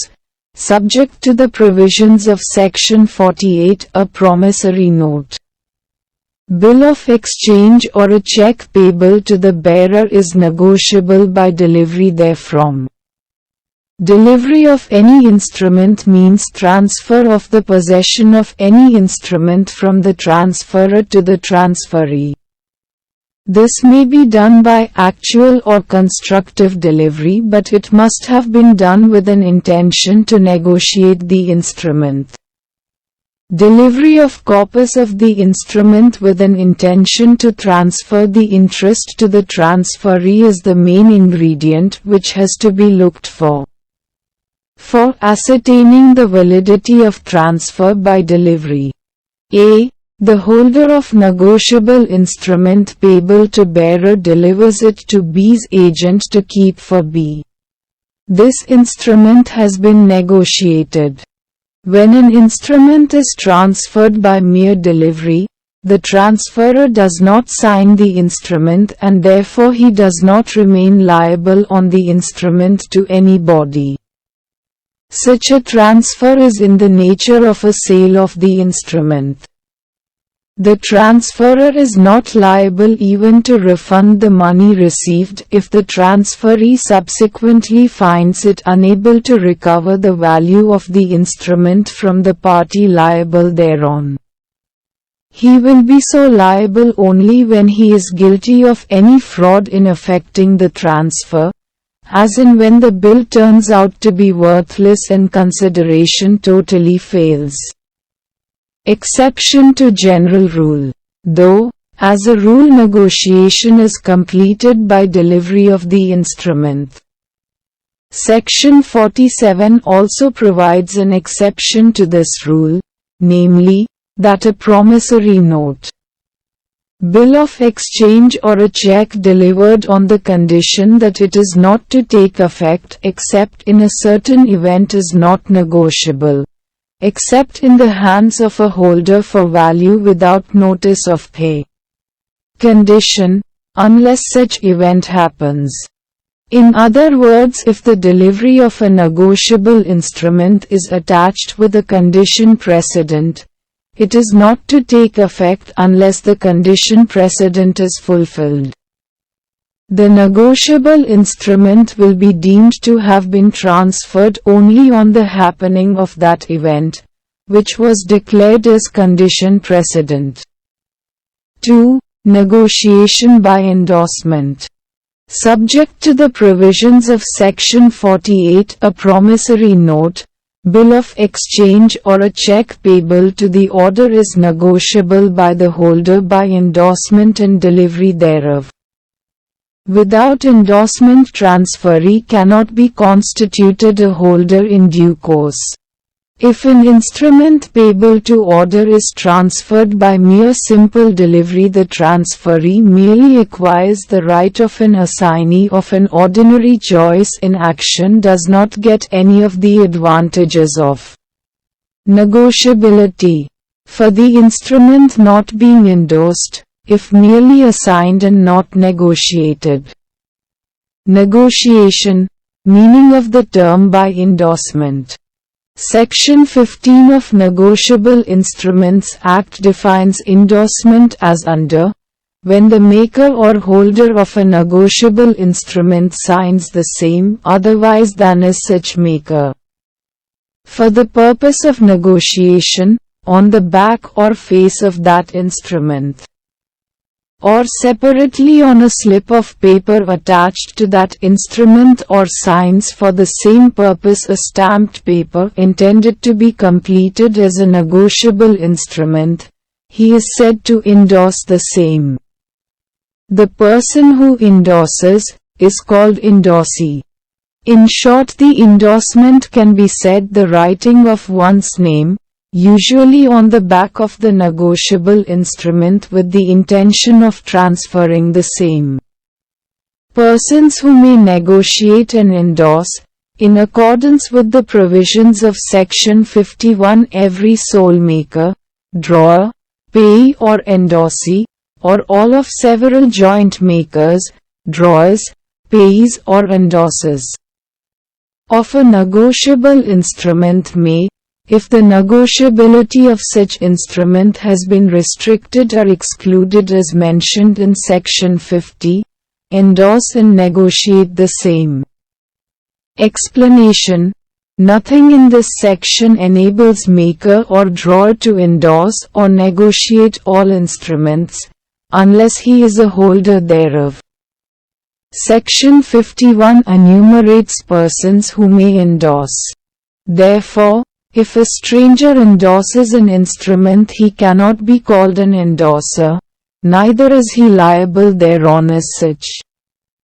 He may be held liable only as a guarantor to the person in immediate relationship with him. A bill is drawn payable to, A or orders. A endorses it to B, the endorsement not containing the words, or order, or any equivalent words. B may negotiate the instrument. Section 51 gives a list of persons who can negotiate. It should be noted that where an instrument is made, drawn, etc. by more than one maker, the endorsement to be effective must be made by all of them. If, however, the endorsement is expressed to be payable to the order of either of them, any of them may endorse. When the endorsers or payees are partners of a trading partnership, only one partner may sign the endorsement to bind the other partner. All partners need not sign. Q. 29. Can an endorsement in blank be converted into an endorsement in full? What is the effect of endorsement? Ans. Yes. According to Section 49 of the Negotiable Instruments Act, an endorsement in blank can be converted into an endorsement in full. Any holder of a bill endorsed in blank may convert the endorsement in blank into an endorsement in full by writing above the endorser's signature a direction to pay the instrument to another person, or his order. The advantage of such a course is that the holder, though he transfers the instrument, does not incur the responsibility of an endorser. Illustration: A is the holder of a bill endorsed by B, in blank. A writes over B's signature the words, "Pay to C" or "Order." A is not liable as an endorser, but the writing operates as an endorsement in full from B to C. Effect of endorsement: the endorsement of a negotiable instrument followed by the delivery transfers to the endorsee the property therein with the right of further negotiation, but the instrument may, by express words, restrict or exclude such right, or may, merely constitute the endorsee an agent to endorse the instrument, or to receive its contents for the endorser for some other specified person. Illustrations: B signs the following endorsements on different negotiable instruments payable to bearer. A. Pay the contents to C only. B. Pay C for my use. C. Pay C or order for the account of B. D. The within must be credited to C. These endorsements exclude the right of further negotiation by C. A. Pay C value in account with the Oriental Bank. G. Pay the contents to C, being part of the consideration in a certain deed of assignment executed by C to the endorser and others. These endorsements are executed by C to the endorser and others. These endorsements do not exclude the right of further negotiation by C. Q. 30. What is the legal status of possessor or an endorsee of a negotiable instrument, which is lost or obtained by means of offense or fraud or for unlawful consideration? Ans. Section 58 of Negotiable Instruments Act says, when a negotiable instrument has been lost or has been obtained from any maker, acceptor or holder thereof by means of an offense or fraud or for an unlawful consideration. No possessor or endorsee who claims through the person who found or so obtained the instrument is entitled to receive the amount due thereon from such maker, acceptor or holder or from any party prior to such holder, unless such possessor or endorsee is or some person through whom he claims was a holder thereof in due course. So no holder of negotiable instrument, though he may be holder, in due course can acquire title to instrument through a forged endorsement. Under Section 58, when a negotiable instrument has been obtained from any maker by fraud or for an unlawful consideration, the ordinary presumption that holder is a holder in due course is rebutted and case comes under proviso to Section 118 grams of Act, and burden of proving that holder is holder in due course lies upon holder. As required by Section 9, holder in order to prove that he is holder in due course has not only to show that he is a holder for value, but further he has to show that he became the holder of instrument before it became payable, and without having sufficient cause to believe that any defect existed in the title of the person from whom he derived his title. Q. 31. What is the position of transferee of an overdue or dishonored instrument? Ans. Position of transferee of an overdue or dishonored instrument. Section 59 of the Negotiable Instruments Act deals with the position of a transferee of dishonored and overdue instrument. Ordinarily, a bona fide holder for value takes the instrument free from all defects and makes all prior parties liable. However, an exception is made in the case of dishonored or overdue instrument. Section 59 lays down that when the holder of a negotiable instrument has obtained it with a notice of dishonor, whether by acceptance or by non-payment, or after maturity, he has only, as against the other parties, the rights on it of his transferor. In other words, when a person obtains a negotiable instrument with a notice of dishonor, he cannot claim the privilege of a holder in due course, i.e., he cannot claim payment of the amount of the instrument, but will have the rights, as against other parties, which his transferor possessed. Thus, after the dishonor of the instrument, it ceases to be a negotiable instrument. The holder of an instrument after it has become overdue does not acquire the rights of a holder in due course, as the instrument ceases to be a negotiable instrument after the expiry of the date of maturity. He possesses only the rights which his transferor himself possessed as against other parties. After maturity, the instrument ceases to be negotiable and the transfer only operates as an assignment. An instrument is said to be overdue when it is not paid on or before the due date. If there are days of grace in an instrument, it cannot be said to be overdue until the expiry of the last day of such grace, and hence a transfer of an instrument on the last day of grace is not a transfer of an overdue instrument. The proviso to Section 59 applies only to cases of accommodation bills. It gives an exception to the rule as laid down in the first paragraph of Section 59.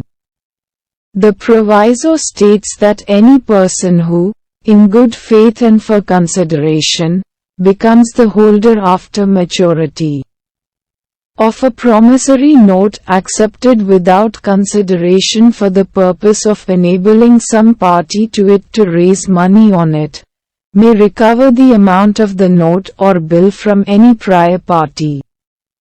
Thus the proviso gives an exception in favor of a transferee of an accommodation note or bill who is entitled to recover on the note or bill, no matter whether the transfer is made before or after maturity, but only if it is for value and in good faith. Such transferee can claim the amount of the note or bill from all prior parties. Illustrations. A. The acceptor of a bill of exchange, when he accepted it, deposited with the drawer certain goods as a collateral security for the payment of the bill, with power to the drawer to sell the goods and apply the proceeds in discharge of the bill if it were not paid at maturity. The bill not having been paid at maturity, the drawer sold the goods and retained the proceeds but endorsed the bill to A. A's title is subject to the same objection as the drawer's title. B. A bill is dishonored by non-acceptance. The bill is endorsed to A who endorses it to B, as between A and B the bill is subject to an agreement as to the discharge of A. The bill is afterwards given to C, who takes it with notice of dishonor. C takes the bill subject to the agreement between A and B. Q. 32. The payee or the holder of negotiable instrument has certain formalities to observe before he can claim payment. Presentment is first of such formalities. Discuss. Uns. The payee or holder of an instrument has certain duties to perform before he can claim payment. If the bill requires acceptance, it must be presented for acceptance.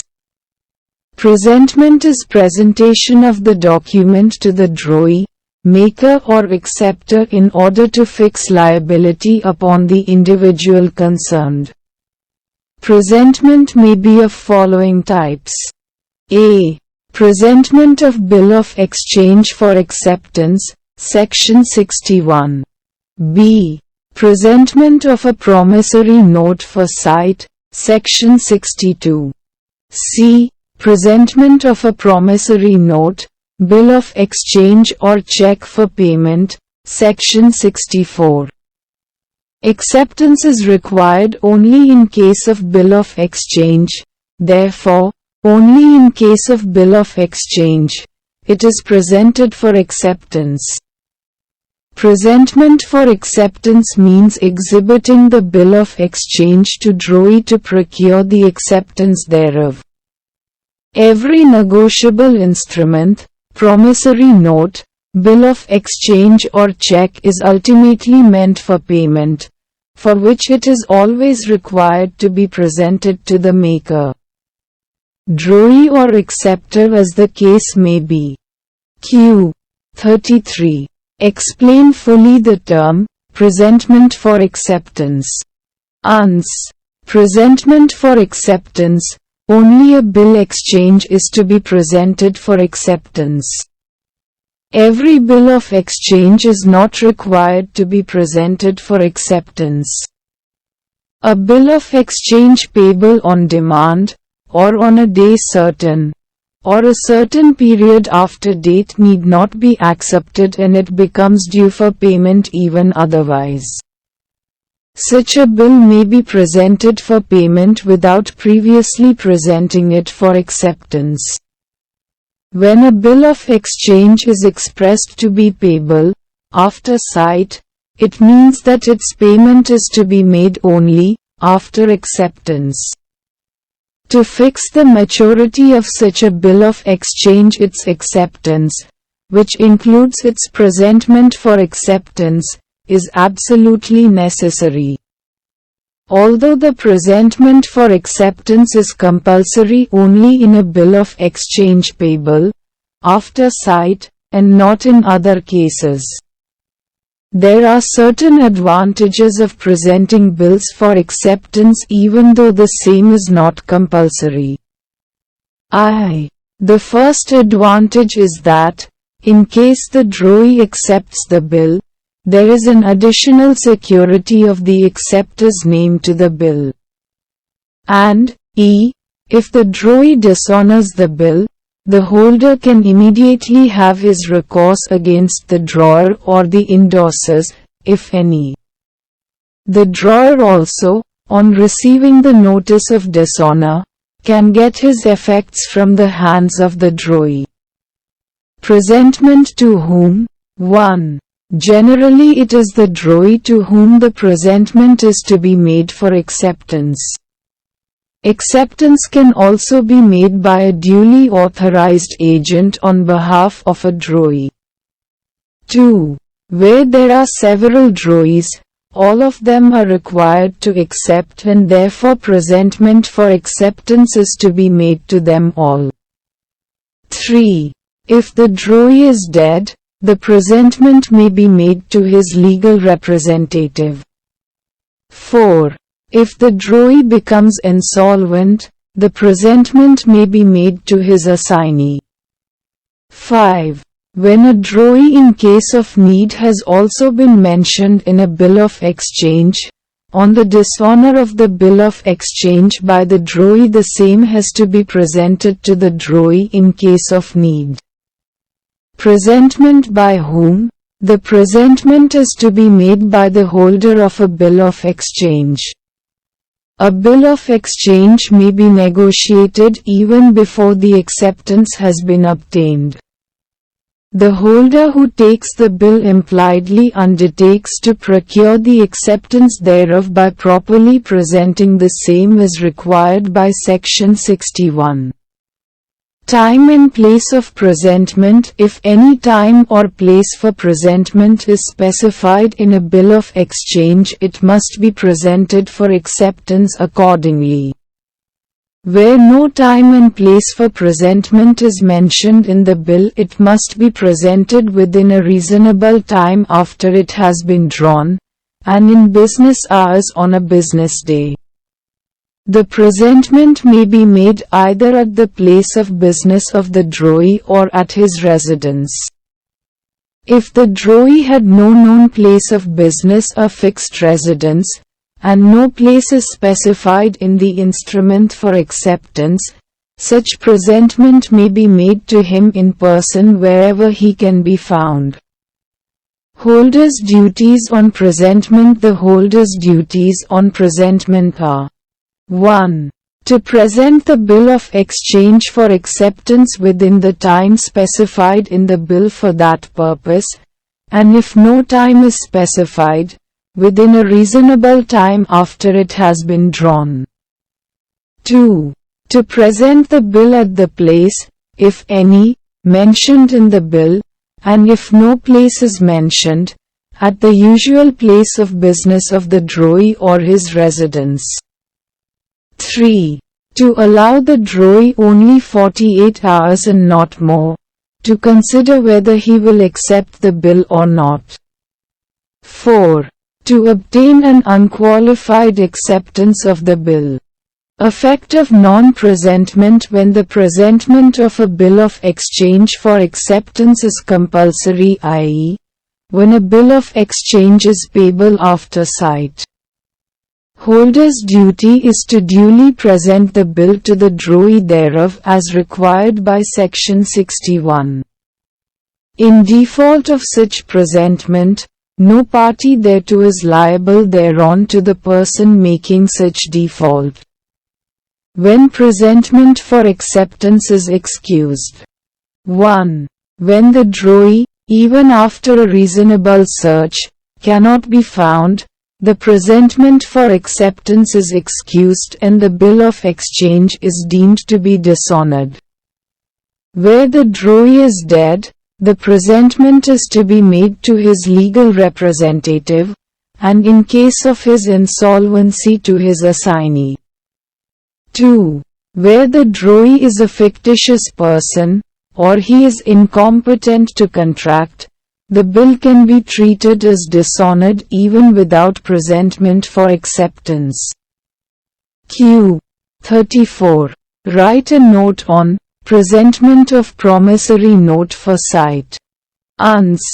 Presentment of promissory note for sight. Section 62 of Negotiable Instruments Act says, a promissory note payable at a certain period after sight must be presented to maker thereof for sight, if he can after reasonable search be found, by a person entitled to demand payment within reasonable time after it is made and in business hours on a business day. In default of such presentment, no party thereto is liable thereon to the person making such default. In ___Air 1954 South Carolina 554, 556, it was observed that, in a bill payable after sight there are two distinct stages. Firstly, when it is presented for acceptance, and later when it is presented for payment. Section 61 deals with former and Section 64 with the latter. Presentment for acceptance must always and in every case precede presentment for payment. But when bill is payable on demand, both stages synchronize and there is only one presentment which is both for acceptance and for payment. Q. 35. What is the law and procedure for presentment for payment? Uns. The holder or his authorized agent must present the promissory notes, bills of exchange and checks to the maker, acceptor or the drawee thereof respectively in the following manner. 1. A presentment for payment must be made during the usual hours of business, and if at a banker's within banking hours. 2. A promissory note or bill of exchange made payable at a specified period after date or sight thereof must be presented for payment at maturity. 3. A promissory note payable by installments must be presented for payment on the third day after the date fixed for payment of each installment, and non-payment on such presentment has the same effect as non-payment of a note at maturity. 4.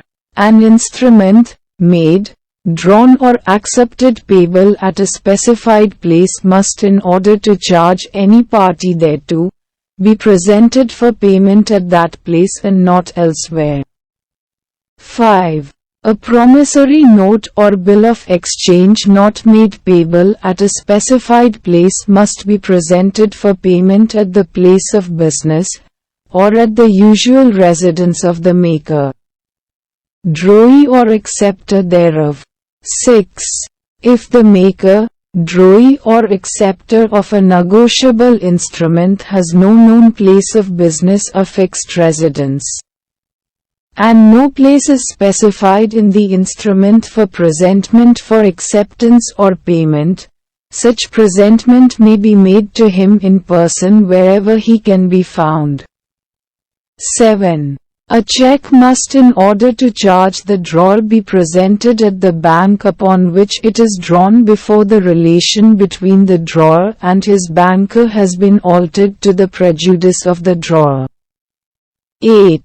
A cheque must, in order to charge any person except the drawer, be presented within a reasonable time after delivery thereof by such person. 9. A negotiable instrument payable on demand must be presented for payment within a reasonable time after it is received by the holder. 10. Presentment for acceptance or payment may be made to the duly authorized agent of the drawee, maker or acceptor, as the case may be, or where the drawee, maker or acceptor has died, to his legal representative, or where he has been declared an insolvent, to his assignee. 11. Delay in presentment for acceptance or payment is excused if the delay is caused by circumstances beyond the control of the holder, and not imputable to his default, misconduct or negligence. When the cause of delay ceases to operate, presentment must be made within a reasonable time. Q. 36. To whom payment should be made? Is it essential to deliver instrument on payment to the payer? Ans. Section 78 of Negotiable Instruments Act says, subject to the provisions of Section 82 Clause C, payment of amount due on a promissory note, bill of exchange or cheque must, in order to discharge the maker or acceptor, be made to holder of the instrument. Section 82 C says, the maker, acceptor or endorser respectively of a negotiable instrument is discharged from liability thereon to all parties thereto. If the instrument is payable to bearer or has been endorsed in blank and such maker, acceptor or endorser makes payment in due course of the amount due thereon. In Tolani Shipping Company Limited vs. Saw Pipes Limited 1999-97 Comp. Cases 394, it was held that Section 78 of Act is subject to Section 82 C, which provides that maker, acceptor or endorser respectively of negotiable instrument is discharged from liability thereon by payment to all parties thereto. If the instrument is payable to bearer or has been endorsed in blank and such maker, acceptor or endorser makes payment in due course of amount due thereon. Section 10 of the Act defines clearly the payment in due course. It means payment in accordance with the apparent tenor of the instrument in good faith and without negligence, to any person in possession thereof. Under circumstances which do not afford a reasonable ground for believing that he is not entitled to receive payment of the amount therein mentioned. This involves several points for our consideration, viz. that the payment is made to a person in possession of the instrument, b. in accordance with the apparent tenor of the instrument, c. that it was paid in good faith, without suspecting that the person in possession is not entitled to payment, d. the payment is made without negligence. A. Whenever a check supposedly issued by a customer is presented before a bank, it carries a mandate to the bank to pay, but if a check is a forged one, there is no such mandate and the bank can escape the liability only if it can establish that the customer had knowledge of that forgery. F. A payment made on a forged check cannot be regarded as payment in due course. G. In case of payment made by the bank on a forged check, it cannot escape liability only by proving that it made payment in due course according to the apparent tenor of the check, or by comparing the signature on the check with the specimen signature and finding no apparent discrepancy. Babulal Agrawal vs. SBI 1988-64 Comp. Cases 467. Q. 37. Discuss the law relating to payment of interest on negotiable instruments. Ans. Interest. In the case of negotiable instruments, sometimes the question arises as to what interest should be given to the party. As long as the parties dealt fairly and openly with each other, they were at liberty to fix any rate of interest they pleased, and the court was bound to see that the contract was performed. Now, the court under Section 79 of the Negotiable Instruments Act has the power to grant relief against excessive interest. Harish Chand vs. Ganga Singh, A1974P and H156. This difficulty disappears when the parties themselves agree as to the rate of interest. If they specify this rate in the note itself expressly, interest shall be calculated at the rate specified on the amount due as principal, on the bill or note. From the date of the instrument until 1. Tender or 2. Realization of such amount or 3. If a suit is filed to recover it until such date as the court directs. Interest when no rate is specified. Section 80 deals with cases in which the interest is mentioned but the rate at which it is to be changed is not specified. When no rate of interest has been specified in the instrument, interest on it shall be 6% per annum from the date on which it ought to have been paid by the party charged, until tender or realization of the amount due thereon. Ghasi Patra vs. Brahmathati, Air 1962, Orissa 35. When the party charged is an endorser of an instrument dishonored by non-payment, he is liable to pay interest only from the time he receives notice of dishonor. These are cases where the bill is silent with regard to interest. But the above provision of granting 6% interest is subject to one provision of the Civil Procedure Code, viz.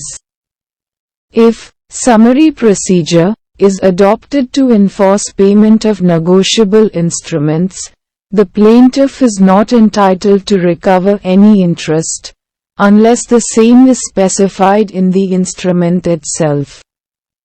In the case of a promissory note payable on demand, the interest runs from the day of execution, and not from the day upon it is presented for payment. In K. Raj Gopal vs. M. Thiagarajan 1999-95 Comp. Cases 286, it was observed that Section 80 of the Act provides for cases where no rate of interest is mentioned in the instrument. This section governs a case where in a negotiable instrument, payment of interest is mentioned but no rate is stipulated, and also a case where there is no interest mentioned at all in instrument. Any agreement between parties contemporaneous with or subsequent to the date of negotiable instrument also will not have any effect, and such agreement will be unenforceable. Q. 38. Discuss briefly the various modes by which the individual liability of several parties to a negotiable instrument is discharged. Uns. Sections 82 to 87 of Negotiable Instruments Act lay down the various modes in which the individual liability of several parties to a negotiable instrument is discharged. When a party, who is liable on a negotiable instrument, ceases to be liable, he is said to be discharged from liability. Discharge from liability of a party to a negotiable instrument is to be distinguished from discharge of the negotiable instrument itself. When only some of the parties to a negotiable instrument are discharged from liability but others continue to be liable thereon, it is only a discharge of some of the parties from liability. Modes of discharge: the parties to negotiable instruments may be discharged in the following ways. 1. By payment. It is the most common mode of discharge. Since a negotiable instrument is ultimately meant for payment, payment of the amount due on the instrument to the holder, Section 78, would result in the discharge of the parties to the instrument. Payment by the maker, drawee or acceptor would result in the discharge of the instrument, i.e., those other parties who may also be liable on the instrument are also discharged. When a negotiable instrument is payable to bearer, either because it is originally so made or there is an endorsement in blank, the payment of the amount due thereon in due course to the bearer thereof would discharge the instrument. Section 82, c. So long as the negotiable instrument is not discharged, it can continue to be negotiated. According to Section 60, a negotiable instrument may be negotiated, except by the maker, drawee or acceptor after maturity, until payment or satisfaction thereof by the maker, drawee or acceptor at or after maturity, but not after such payment or satisfaction. If the payment is made before maturity, it is not payment in due course. Payment should be in due course. The instrument is discharged if its payment is made in due course as defined in Section 10. In order that the discharge of the instrument is a valid one, it is essential that the payment must be in due course of the amount due on the negotiable instrument. The amount due includes not only the principal amount but the interest as well, if the same becomes due. According to Section 79, when interest at a specified rate is expressly made payable on a promissory note or bill of exchange, interest shall be calculated at the rate specified on the amount of the principal money due thereon, from the date of the instrument, until tender or realization of such amount or until such date after the institution of a suit to recover such amount as the court directs. But where no rate of interest is specified in the instrument, according to Section 80, the interest on the amount due thereon shall be calculated at the rate of 6% per annum, from the date at which the same ought to have been paid by the party charged, until tender or realization of the amount due thereon, or until such date after the institution of a suit to recover such amount as the court directs. 2. By cancellation. Another mode of discharge of an instrument by the holder or his agent is cancellation. It must be intentionally and apparent on the face of it. It need not be at or after maturity. Any party liable on a bill may be discharged by intentional cancellation of his signature by the holder or his agent. In that case, any endorser who would have had a right or recourse against the parties whose signature is cancelled is also discharged. A discharge of a principal debtor will discharge the sureties. The cancellation of the drawer's name discharges him and all endorsers. That of an endorser's name would not only discharge him, but all persons subsequent to him. And the cancellation of the acceptor's or maker's name would discharge all parties to the bill. It is clear that in a suit based on negotiable instrument, it is not open to either side to show that they acted benami through others. Benami transactions are not recognized in connection with negotiable instruments. In the instant case, the defendant has denied the execution of the pronote in favor of the plaintiff. The promissory note stands in the name of the plaintiff. In view of Section 82, c. of the Negotiable Instruments Act, the defendant cannot raise the plea, which he has raised regarding discharge. The defendant has raised a plea of benami transaction which is not recognized under the Act. Balchand vs. Satish Chandra, Air 1983, Raj 23. 3. By release. According to Section 82, b. Discharge of parties liable on a negotiable instrument may also be affected by release. This provision intends to include all cases of discharge of the maker, acceptor or endorser except cancellation. It mainly covers discharge by an agreement between the parties, and includes waiver, release in accord and satisfaction. Section 63, Indian Contract Act also contains a provision to that effect. It provides that every promisee may dispense with a remit, wholly or in part, the performance of the promise made to him, or may extend the time for such performance, or may accept instead of it any satisfaction which he thinks fit. This provision is applicable to all contracts including those of negotiable instruments. 4. By material alteration. The instrument is useless and is discharged if it is materially altered.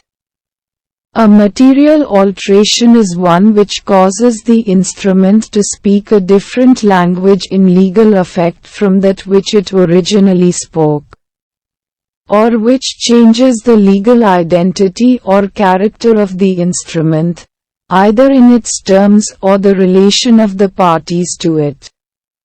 In that case it will be void as against every person who is a party to the bill, at the time of such alteration, if it is without his consent.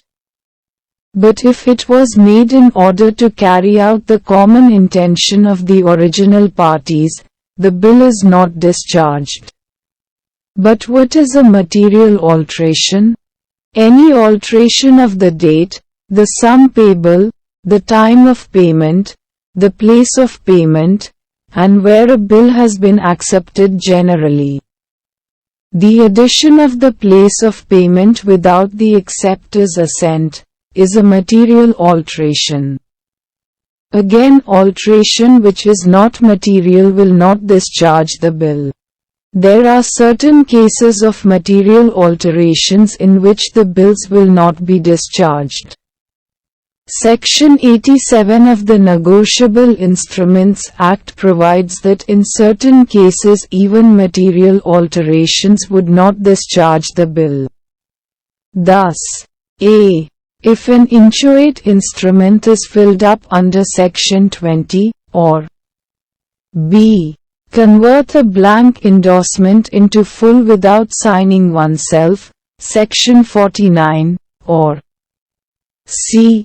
Qualify the acceptance, Section 86, or d. Crossing a cheque which was not crossed before, Section 125. If a material alteration is made by an endorsee, it discharges the endorser from all liability to him in respect of the consideration of it.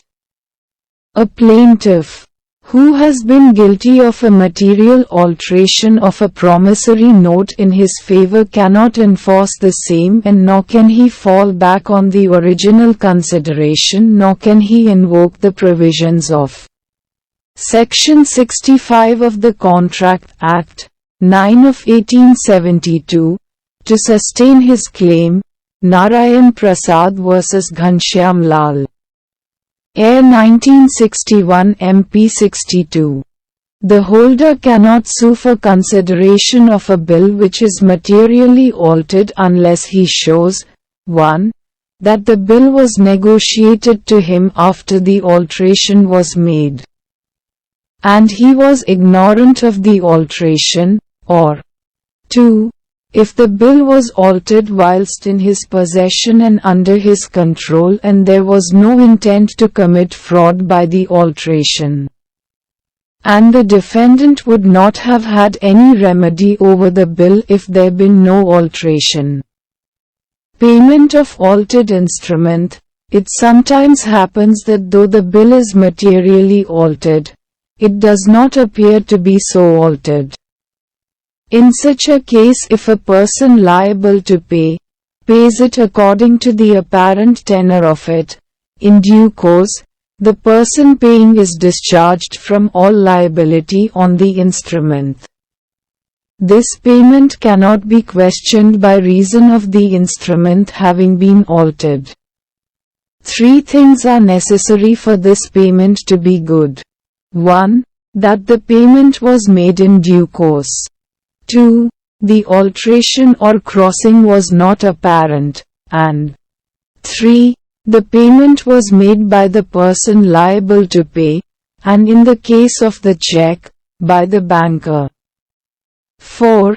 Such payment will not only discharge the person paying from any liability under the bill, but he can also debit the person on whose account the payment was made. 5.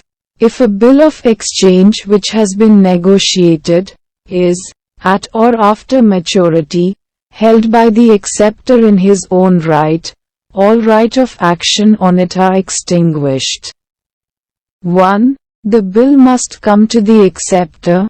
2. After payment. 3. At or after maturity, and 4. In his own right, and not as an executor or a trustee. The same principles would apply to the maker of a promissory note. In Anirudhan vs. Tomco's Bank, Air 1963 South Carolina 746, it was observed that if the alteration is made by stranger without knowledge of the promisee, other party is discharged. If instrument is altered by a stranger when instrument was not in the custody of promisee, the promisor is not discharged. 5. By non-presentment for acceptance of a bill of exchange. Section 61 of Act requires that when a bill of exchange is payable after sight, its holder must present it for acceptance to drawee within a reasonable time after it is drawn. If he makes a default in making such presentment, the drawer and all endorsers who were liable towards such a holder are discharged from their liability towards him. 6. By the holder allowing the drawee of a bill more than 48 hours to accept. When the holder presents the bill of exchange to the drawee for acceptance, the drawee is entitled to be allowed a period of 48 hours, exclusive of public holidays, to consider whether he will accept the bill or not. After the expiry of the period of 48 hours, the holder is bound to demand back the delivery of the bill, whether the same has been accepted or not. If the drawee does not return the bill duly accepted within 48 hours of the presentment, the holder should deem the bill to have been dishonored. If the holder of the bill allows the drawee more than 48 hours, exclusive of public holidays, to consider whether he will accept the same, all previous parties not consenting to such allowance are thereby discharged from liability to such holder. Section 83. 7. By the holder agreeing to a qualified or limited acceptance of bill of exchange. If the holder of a bill of exchange, who presents the same for acceptance, acquiesces in a qualified acceptance of the bill, all previous parties whose consent is not obtained to such an acceptance are discharged as against the holder and those claiming under him, unless on notice given by the holder they assent to such acceptance. Section 86. Acceptance of a bill is deemed to be qualified in the following cases. A. When the acceptance is conditional, declaring the payment to be dependent on the happening of an event. B. Where the acceptor undertakes the payment of part only of the sum ordered to be paid. C. When the acceptor accepts to pay at a specified place only and not elsewhere. D. where the acceptor undertakes the payment at a time other than that at which under the order it would be legally due. A. When acceptance is made by some of the drawees only and not by all of them, unless the drawees of the bill are partners. Q. 39. What do you understand by dishonor of the instrument? Distinguish between dishonor by non-acceptance and dishonor by non-payment. Ans. Dishonor of instrument. In reference to bills of exchange, there is said to be dishonor in two cases. A. When the drawee refuses to accept, or B. After acceptance he refuses to pay on due date. The expression "dishonor" is to be interpreted to mean not merely dishonor as contemplated by Section 91 and 92 of Act, but dishonor in other contingencies. In K. Venkatasubaya vs. P.R. Rao Tobacco Company, Air 1972 AP 72, it was observed that a promissory note, bill of exchange or cheque is said to be dishonored by non-payment when the maker of the note, acceptor of bill and drawee of cheque makes default in payment upon being duly required to pay the same. As against Sections 91 and 92 apply to all three types of instruments, namely promissory notes, bills of exchange and cheques. When the maker of note or an acceptor of bill of exchange or drawee in case of need, or an acceptor of bill protests, or a banker to whom a cheque is drawn fails and neglects to pay the amount against the instrument according to apparent tenor thereof when presented to him on due date, dishonor is complete. Dishonor is of two kinds. 1. Dishonor of a bill of exchange by non-acceptance, Section 91. 2. Dishonor of a promissory note, bill of exchange or cheque by non-payment, Section 92. 1. Dishonor by non-acceptance. Since presentment for acceptance is required only of a bill of exchange, it is only the bill of exchange which could be dishonored by non-acceptance. Section 91 provides that the dishonor of a bill of exchange, by non-acceptance, may take place in any of the following ways. 1. When a bill of exchange is presented for acceptance and the drawee or the drawees makes default in acceptance. When there are several drawees, even if one of them makes a default in acceptance, the bill is deemed to be dishonored, unless these several drawees are partners. 2. Where presentment for acceptance is excused and the bill is not accepted, for example, if the drawee cannot, after a reasonable search, be found, the bill is dishonored. 3. Where the drawee is incompetent to contract, the bill is treated to be dishonored. 4. When the drawee makes a qualified acceptance, the holder may treat the bill of exchange having been dishonored. 2. Dishonor by non-payment. A promissory note, bill of exchange or cheque is said to be dishonored by non-payment when the maker of the note, acceptor of the bill or drawee of the cheque makes default in payment upon being duly required to pay the same. When presentment for payment is made and the maker, acceptor or drawee, as the case may be, makes default in making the payment, there is dishonor of the instrument. Apart from that, there are certain circumstances when presentment for payment is excused and the instrument is deemed to be dishonored even without presentment. Q. 40. By and to whom notice of dishonor shall be given. What is the object of notice? Ans. Section 93 deals with the subject, which runs as follows.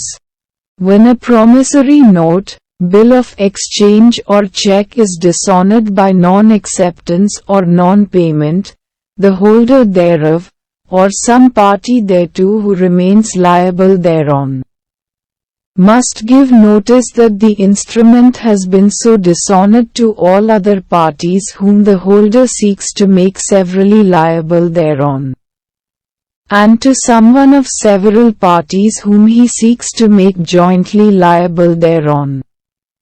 Nothing in this section renders it necessary to give notice to the maker of the dishonored promissory note, or the drawee or acceptor, or the dishonored bill of exchange or check. From this section we see when the negotiable instrument is dishonored either by non-acceptance or by non-payment, the holder of the instrument or some party to the instrument who is liable thereon must give notice to all other parties whom the holder seeks to make severally liable, and to someone of several parties whom he seeks to make jointly liable thereon. The object of giving notice is not to demand payment for the party giving notice, but to warn the party notified of his liability. A party to a negotiable instrument is aware that he may be called upon to liquidate his liability. But it will be hard if he was compelled to look up his money indefinitely. If the date of payment passes by, the law allows him to assume that the instrument has been met in the ordinary course, and he is no more liable to it unless he has, in the meantime, received information of dishonor of the instrument. The consequence of omission to give notice of dishonor is to discharge all parties who are entitled to such notice. Unless the holder gives notice of dishonor, he cannot enforce his rights against the other parties. Q. 41. What is the mode of giving notice of dishonor? Ans. Mode of notice. Section 94 provides about the mode of notice of dishonor. Notice may be oral or written, or partly oral and partly written. It may be sent by post. The law does not prescribe any specific form of notice. It may be in any form, but it must inform the party to whom it is given, either in express terms or by reasonable intendment, that the instrument has been dishonored, in what way it has been dishonored, and the person served with the notice will be held liable thereon. Time limit for notice. It is also necessary that the notice must be given within a reasonable time after dishonor. In determining what is reasonable time for giving notice of dishonor, regard shall be had to the nature of the instrument and the usual course of dealing with respect to similar instruments, and in calculating such time, public holidays shall be excluded. Place of notice. The place of business, or, in case such party has no place of business, at the residence of his party for whom it is intended, is the place where the notice is to be given. If the person who is to give the notice does not know the address of the person to whom the notice is to be given, he must make reasonable efforts to find the latter's address. But if the party entitled to notice cannot after due search be found, notice of dishonor is dispensed with. Sections 94 and 98, d. Q. 42. What are the circumstances in which notice of dishonor is unnecessary? Will a notice of dishonor given to a dead person be sufficient?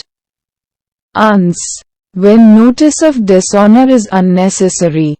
In a suit against the drawer or endorser on a dishonored instrument, notice of dishonor is a material part of the cause of action. Notice, however, can be dispensed with under the several cases mentioned in Section 98 of the Act. Notice of dishonor is unnecessary in following cases. I. When notice expressly waived. Notice of dishonor is dispensed with by express waiver by the party entitled to notice.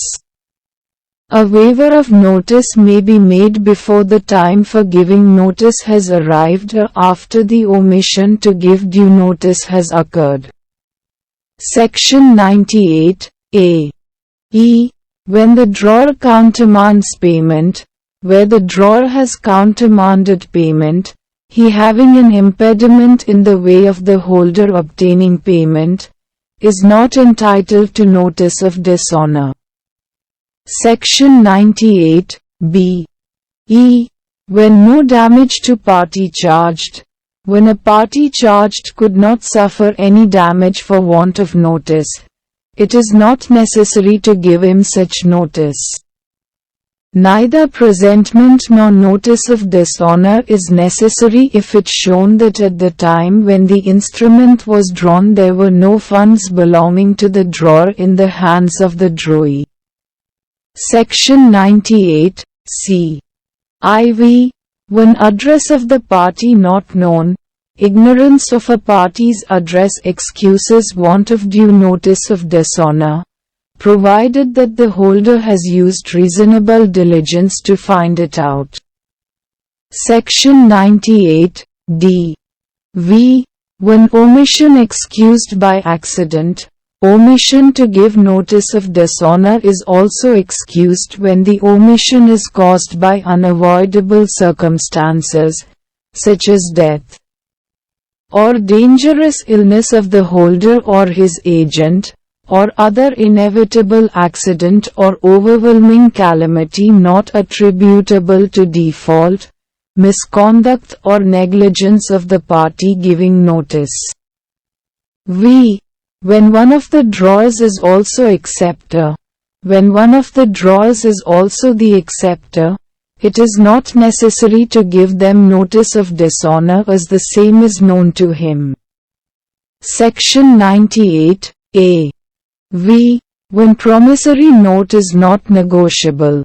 When a note is not negotiable, its endorsement does not give the endorsee any claim against the maker or endorser. Section 98, F. V. When notice impliedly waived. Clause G of Section 98 deals with case in which a party entitled to notice under an instrument after dishonor and with full knowledge of the facts promises unconditionally to pay amount due on instrument. Section 98 grams. When party to whom notice given is dead. Section 97 of the Act lays down that when party to whom notice of dishonor is dispatched is dead, but the party dispatching the notice is ignorant of his death, the notice is sufficient. Q. 43. What is meant by noting of a bill of exchange? Uns. According to Section 99, when a promissory note or bill of exchange has been dishonored by non-accepting or non-payment, the holder may cause such dishonor to be noted by a notary public upon the instrument, or upon a paper attached thereto, or partly upon each. In addition to giving notice of dishonor, the holder of a dishonored inland bill may, if he so desires, cause the bill to be noted or protested. Nothing is a step preliminary to protest. The holder may, if he so desires, adopt this method, whereby evidence of dishonor is secured. This is done by noting. The notary public or his clerk proceeds to make a formal demand upon the drawee or acceptor for acceptance or payment as the case may be, and on refusal, notes the bill. By noting is meant the minute recorded by a notary public on a dishonored bill at the time of dishonor. Such noting may be done either upon the instrument or upon a paper attached to it or partly upon each. It must contain the following particulars. 1. The fact of dishonor. 2. The date of dishonor. 3. The instrument has not been expressly dishonored. 4. If the instrument has not been expressly dishonored, the reason why the holder treats it as dishonor, and 5. The notary's charges. Noting is not compulsory in the case of an inland bill or note. This depends upon the option of the holder, and omission to do so does not, in any way, affect his rights thereon. Noting should be made by the notary within a reasonable time after dishonor. Noting by itself has no legal effect. It is not evidence of presentment or dishonor of the bill. But the following are some advantages. 1. Under Section 204A, noting may provisionally serve the purpose of protest, which may be drawn up later. 2. Under Section 108, noting even without protest is sufficient to allow a bill to be accepted for honor. 3. Similarly, under Section 113, a bill may be paid for honor even after noting, though no protest has yet been drawn up. Q. 44. What is meant by protest? What should be the contents of a protest? Ans. According to Section 100, when a promissory note or bill of exchange has been dishonored by non-acceptance or non-payment, the holder may within a reasonable time cause such dishonor to be noted and certified by a notary public. Such certificate is called a protest. The protest is the formal notarial certificate attesting the dishonor of the bill, and based upon the noting. The following are the advantages of a protest. 1. It affords authentic and satisfaction evidence of dishonor to a drawer or endorses living abroad, who would find it difficult to make inquiries of such dishonor, and would be compelled to rely on the representations of the holder. 2. Under Section 119, in a suit upon a dishonored instrument, the court shall on proof of protest, presume the fact of dishonor unless and until such fact is disapproved. Protest is not compulsory in the case of inland bills, and omission to have an instrument protested does not, in any way, affect the right of the holder thereon. Contents of protest. In order that a protest may be valid, it must contain the following particulars. 1. Instrument or transcript of instrument. 2. The name of the parties. The protest must mention the name of the party for whom and against whom the instrument has been protested. 3. The fact and the reasons for dishonor. 4. Place and time for dishonor. 5. The signature of the notary. 6. In the event of an acceptance for honor or of a payment for honor, the name of the person by whom, of the person for whom, and the manner in which such acceptance or payment was offered and effected must be stated on the protest. Q. 45. Write a short note on Notice of Protest. Ans. Notice of Protest. Notice of protest is a notice of dishonor coupled with intimation that the bill has been protested as required by law. Notice of protest is necessary to fix the liability of the parties on an instrument which requires to be protested. The drawer and the endorsers require notice in order to protect their own interest just as much when the bill has been protested as when it has not. Where notes and bills are required to be protested, notice of protest must be given instead of notice of dishonor. Such notice of protest, however, must be given by the notary public. The rules as to giving notice of protest are similar to those of notice of dishonor. Q. 46. What do you understand by protest of foreign bills? Ans. According to Section 104, foreign bills of exchange must be protested for dishonor when such protest is required by the law of the place where they are drawn. This section requires protest in the case of foreign bills, where such protest is necessary by the law of the place where they are drawn. The effect of this section will be that all bills drawn out of India must be protested because by the law of most countries a protest is made essential in case of dishonor of a bill. But a foreign bill drawn in India need not be protested notwithstanding that protest may be required by the law of the place where the bill is payable.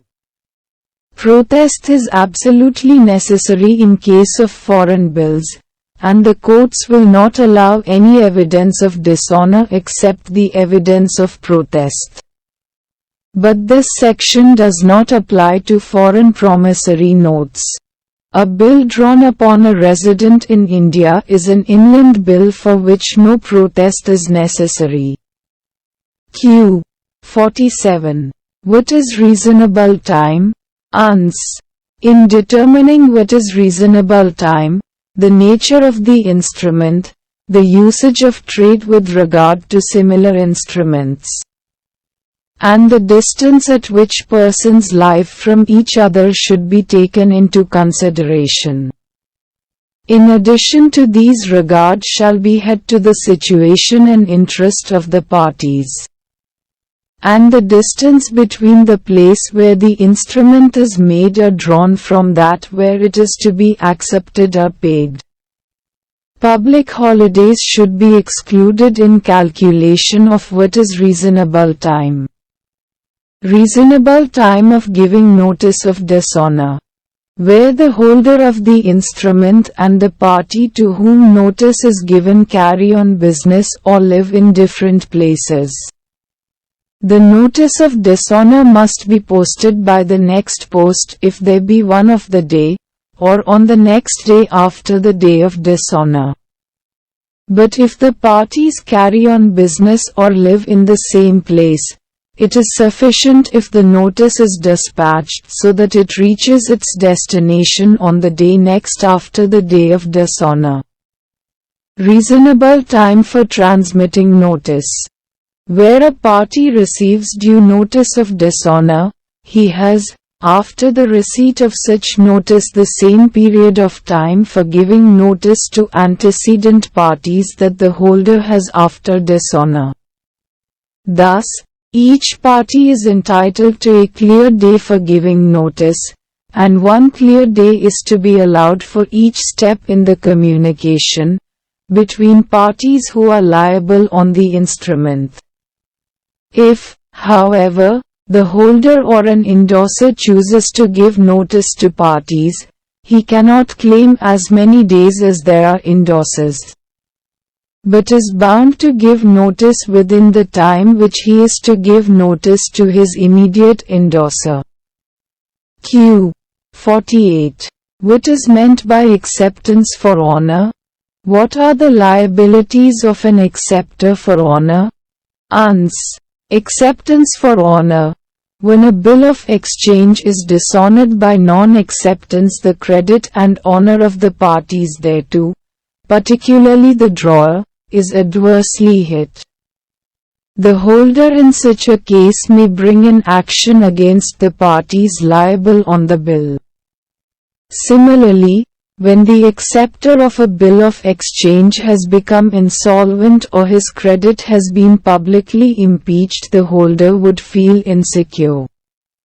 In order to save the credit and honor of such parties, such a bill can be accepted for honor. When a bill of exchange has been noted or protested for non-acceptance or for better security, any person not being a party already liable thereon may, with the consent of the holder, by writing on the bill, accept the same for the honor of any party thereto. Section 108. The following are the conditions for a valid acceptance of honor. 1. Before there can be acceptance for honor, it is essential that the bill of exchange must have been noted or protested for non-acceptance or for better security. 2. Acceptance for honor can be made by any person who is not a party already liable on the bill. Such an acceptance can be made only by a stranger. 3. Acceptance for honor should be made in writing on the bill. 4. Acceptance for honor should be made with the consent of the holder. If the holder does not want, such an acceptance cannot be made. 5. The acceptance for honor may be made for the honor of any party already liable on the bill. A person desiring to accept for honor must, by writing on the bill under his hand, declare that he accepts under protest the protested bill for the honor of the drawer or of a particular endorser whom he names, or generally for honor. Section 109. Where the acceptance does not mention for whose honor it is made, it shall be deemed to be made for the honor of the drawer. Section 10. Rights and liabilities of acceptor for honor. The liability of the acceptor for honor is conditional and arises if the original drawee, after being approached again on the date of the maturity, does not pay. An acceptor for honor cannot be charged unless the bill has, at its maturity, been presented for such dishonor. Section 112. As regards rights and liabilities, an acceptor for honor takes the place of the person for whose honor he has accepted the bill. On such acceptance, the acceptor for honor binds himself to all parties subsequent to the party for whose honor he accepts to pay the amount of the bill if the drawee does not. Section 111. On paying the bill, an acceptor for honor is entitled to recover the amount from the person for whose honor he accepted the bill and all prior parties to such a person. But an acceptor is not liable to the holder of the bill unless it is presented or, in case the address given by such acceptor on the bill is a place other than the place where the bill is made payable, forwarded for presentment not later than the day next after the day of its maturity. Section 111. Q. 49. Write a note on payment for honor. Uns. As a general rule, no one can make any payment voluntarily on behalf of somebody else and then claim the amount from the person on whose behalf payment was made. Section 113, Negotiable Instruments Act, however, permits payment being made by one person on behalf, and for the honor, of another person. The section reads as follows.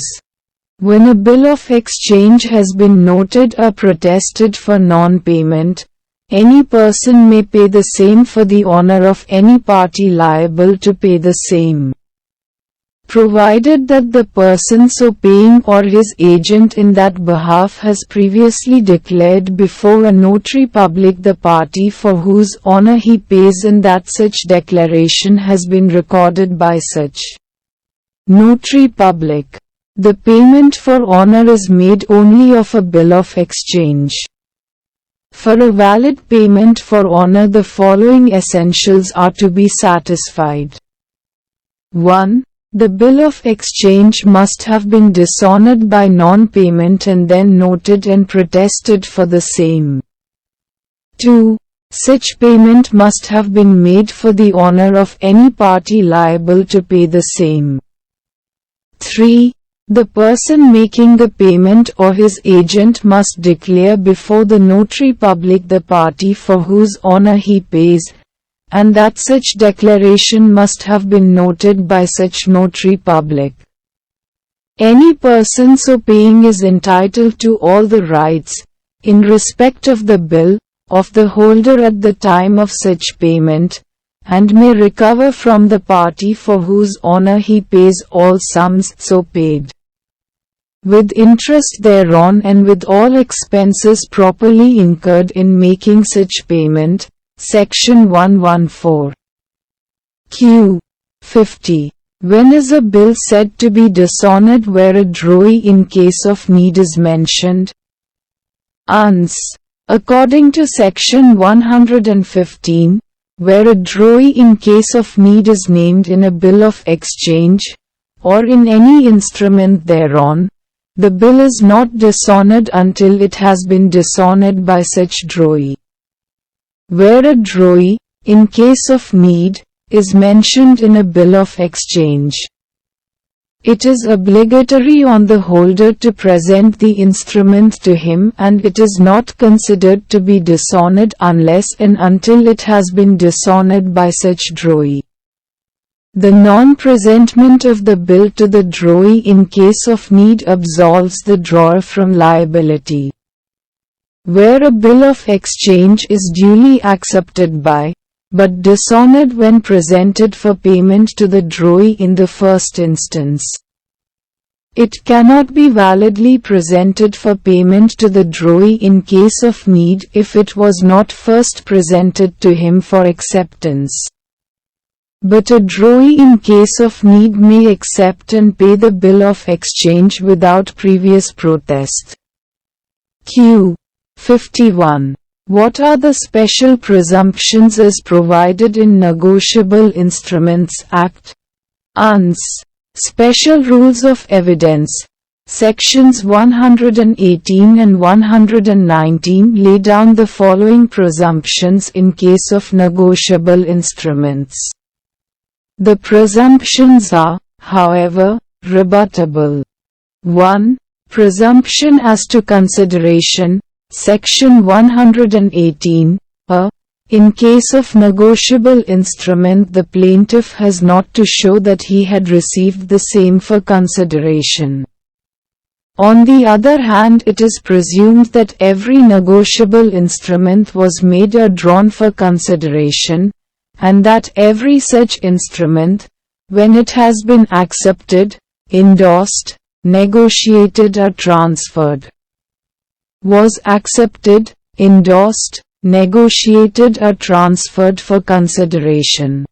In case of ordinary contracts, no such presumption is raised and the burden is on the party enforcing the contract to prove the presence of consideration.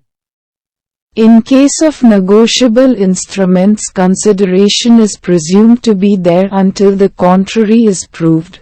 V.O. Devasi vs. Peria Credits, Hair 1994 Ca. 405. Thus, in case of a negotiable instrument, the defendant could avoid the liability by proving that he became a party to the same without consideration. KPO Moeddin Kutti Haji vs. P. Manguran. Air 1996 South Carolina 3356.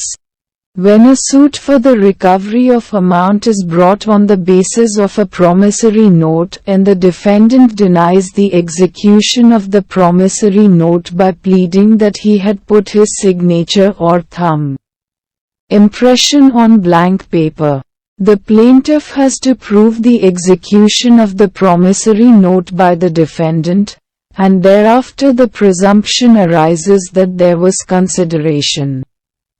and the defendant can rebut the presumption either by direct evidence or circumstantial evidence. K.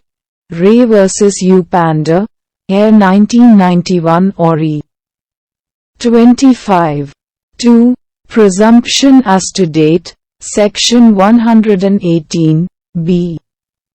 In case of a negotiable instrument bearing a certain date, there is presumption that it was made or drawn on such date. 3. Presumption as to the time of acceptance, Section 118, c. In case of an accepted bill of exchange, the presumption is that the same was accepted within a reasonable time after its date and before its maturity. 4. Presumption as to time to transfer, Section 118, d. It is presumed that every transfer of a negotiable instrument was made before its maturity. 5. Presumption as to order of endorsements, Section 118, a. The presumption is that the endorsements appearing upon a negotiable instrument were made in the order in which they appear thereon. 6. Presumption as to stamp, Section 118, f. There is presumption that a lost promissory note, bill of exchange or cheque was duly stamped. 7. Presumption that the holder is a holder in due course, Section 118 grams. The presumption is that every holder is a holder in due course. Thus, every holder is presumed to have taken a negotiable instrument in good faith and for consideration. The opposite party has to prove that the holder is not a holder in due course as one or the other essentials of a holder in due course mentioned in Section 9 are absent.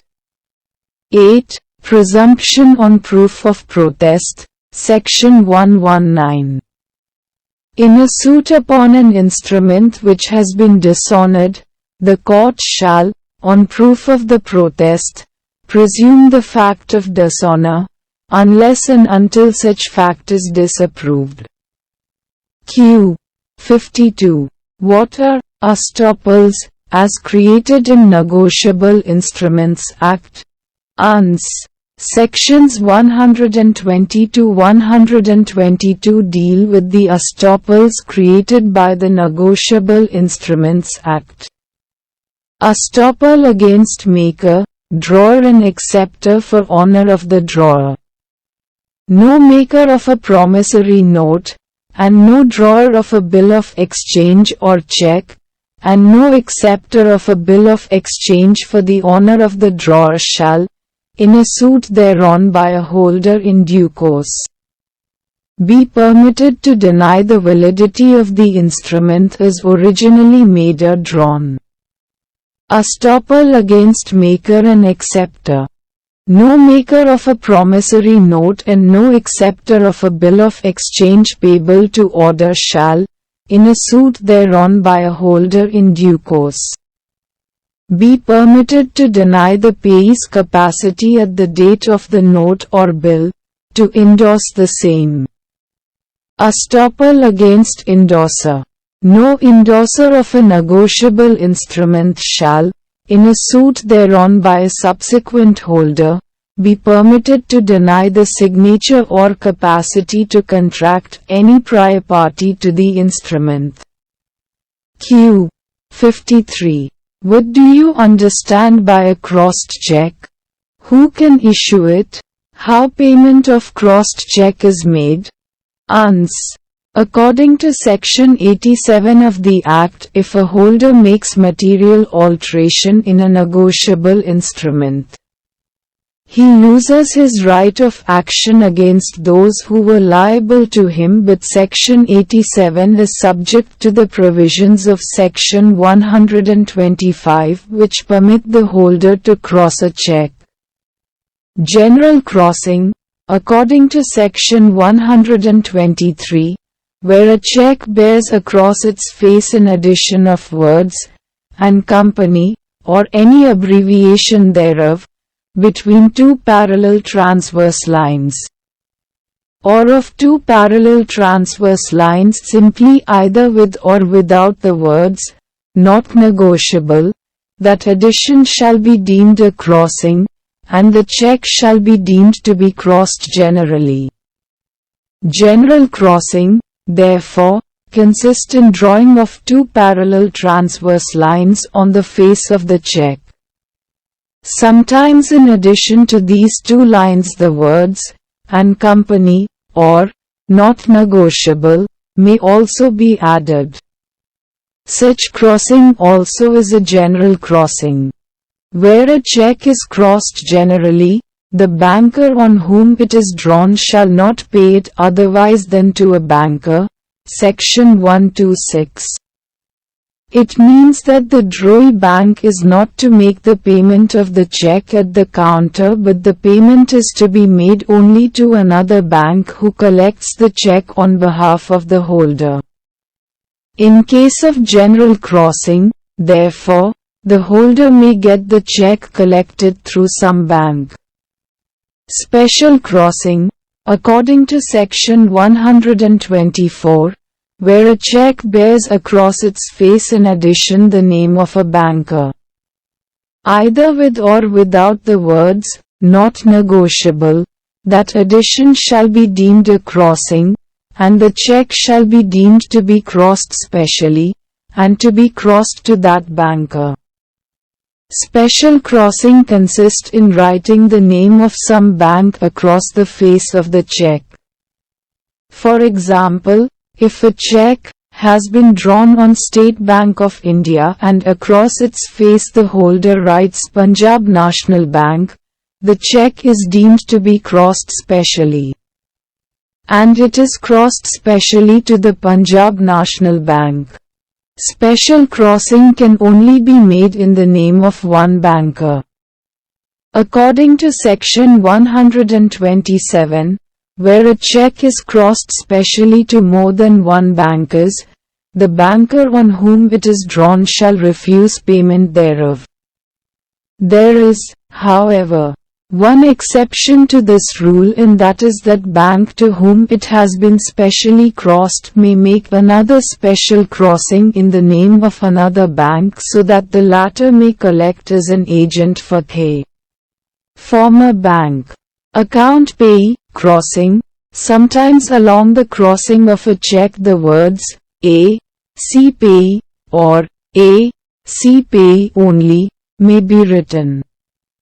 The effect of such words is that the collecting bank is supposed to collect the check only on the behalf of the payee. If the collecting bank collects it on behalf of some other person, it can be held responsible for the same. The object of adding these words in the crossing is to give protection to the payee. Who may cross a check? A check may be crossed either by the drawer or by the holder. Section 125 permits the crossing being made in the following ways by the holder. I. Where a check is uncrossed, the holder may cross it generally or specially.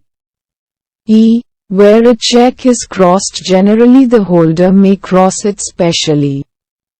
E. Where a check is crossed generally or specially, the holder may add the words, not negotiable. The banker also is entitled to cross a check in the name of another bank who may collect the check as an agent for collection. Therefore, where a check is crossed specially, the banker to whom it is crossed may cross it specially to another banker, his agent for collection. Section 127. Protection to the collecting bank. Section 131 of the Act grants a protection to the collecting bank. If the collecting bank has collected a check satisfying the conditions which are mentioned in Section 131, then it cannot be held liable even if the amount is collected on behalf of a person who is not the true owner. In order to avail of such a protection, the banker has to prove the following. I. That the banker had received the payment of a crossed check. It means that the check which is to collect must have been given to the banker as crossed, i.e., which was crossed either generally or specially to that banker before it reached the hands of the collecting bank. E. That the collection was made by the bank on behalf of a customer. E. The collecting bank must have acted in good faith and without negligence in collecting the amount due on the check. In Syndicate Bank vs. Jayashree Industries, Air 1994 Cant 315, a draft in the name of Ms. Rama was collected and credited to the account of Mr. Rama. The bank was held to be negligent and thus not entitled to protection given under Section 131, NI Act. It is no defense that the bank acted in good faith. Q. 54. State the rules of international law governing foreign instruments. Uns. Rules of international law. The Negotiable Instruments Act provides the following rules in the case of such instruments where the parties are in different countries. 1. In the absence of a contract to the contrary, the liability of the maker or drawer of a foreign promissory note, bill of exchange or cheque is regulated in all essential matters by the law of the place where he made the instrument, and the respective liabilities of the acceptor and endorser by the law of the place where the instrument is made payable, Section 134. For example, a bill of exchange was drawn by A in California, where the rate of interest is 25% and accepted by B, payable in Washington, where the rate of interest is 6%. The bill is endorsed in India, and is dishonored. An action on the bill is brought against B in India. He is liable to pay interest at the rate of 6% only. But, if A is charged as drawer, A is liable to pay interest at the rate of 25%. 2. Where a promissory note, bill of exchange or cheque is made payable in a different place from that in which it is made or endorsed, the law of the place where it is made payable determines what constitutes dishonor and what notice of dishonor is sufficient, Section 135. 3. If a negotiable instrument is made, drawn, accepted or endorsed out of India, but in accordance with the law of India, the circumstance that any agreement evidenced by such instrument is invalid according to the law of the country where it was entered into does not invalidate any subsequent acceptance or endorsement made thereon in India, Section 136. 4. The law of any foreign country regarding promissory notes, bills of exchange and cheques shall be presumed to be the same as that of India, unless and until the contrary is proved, Section 137.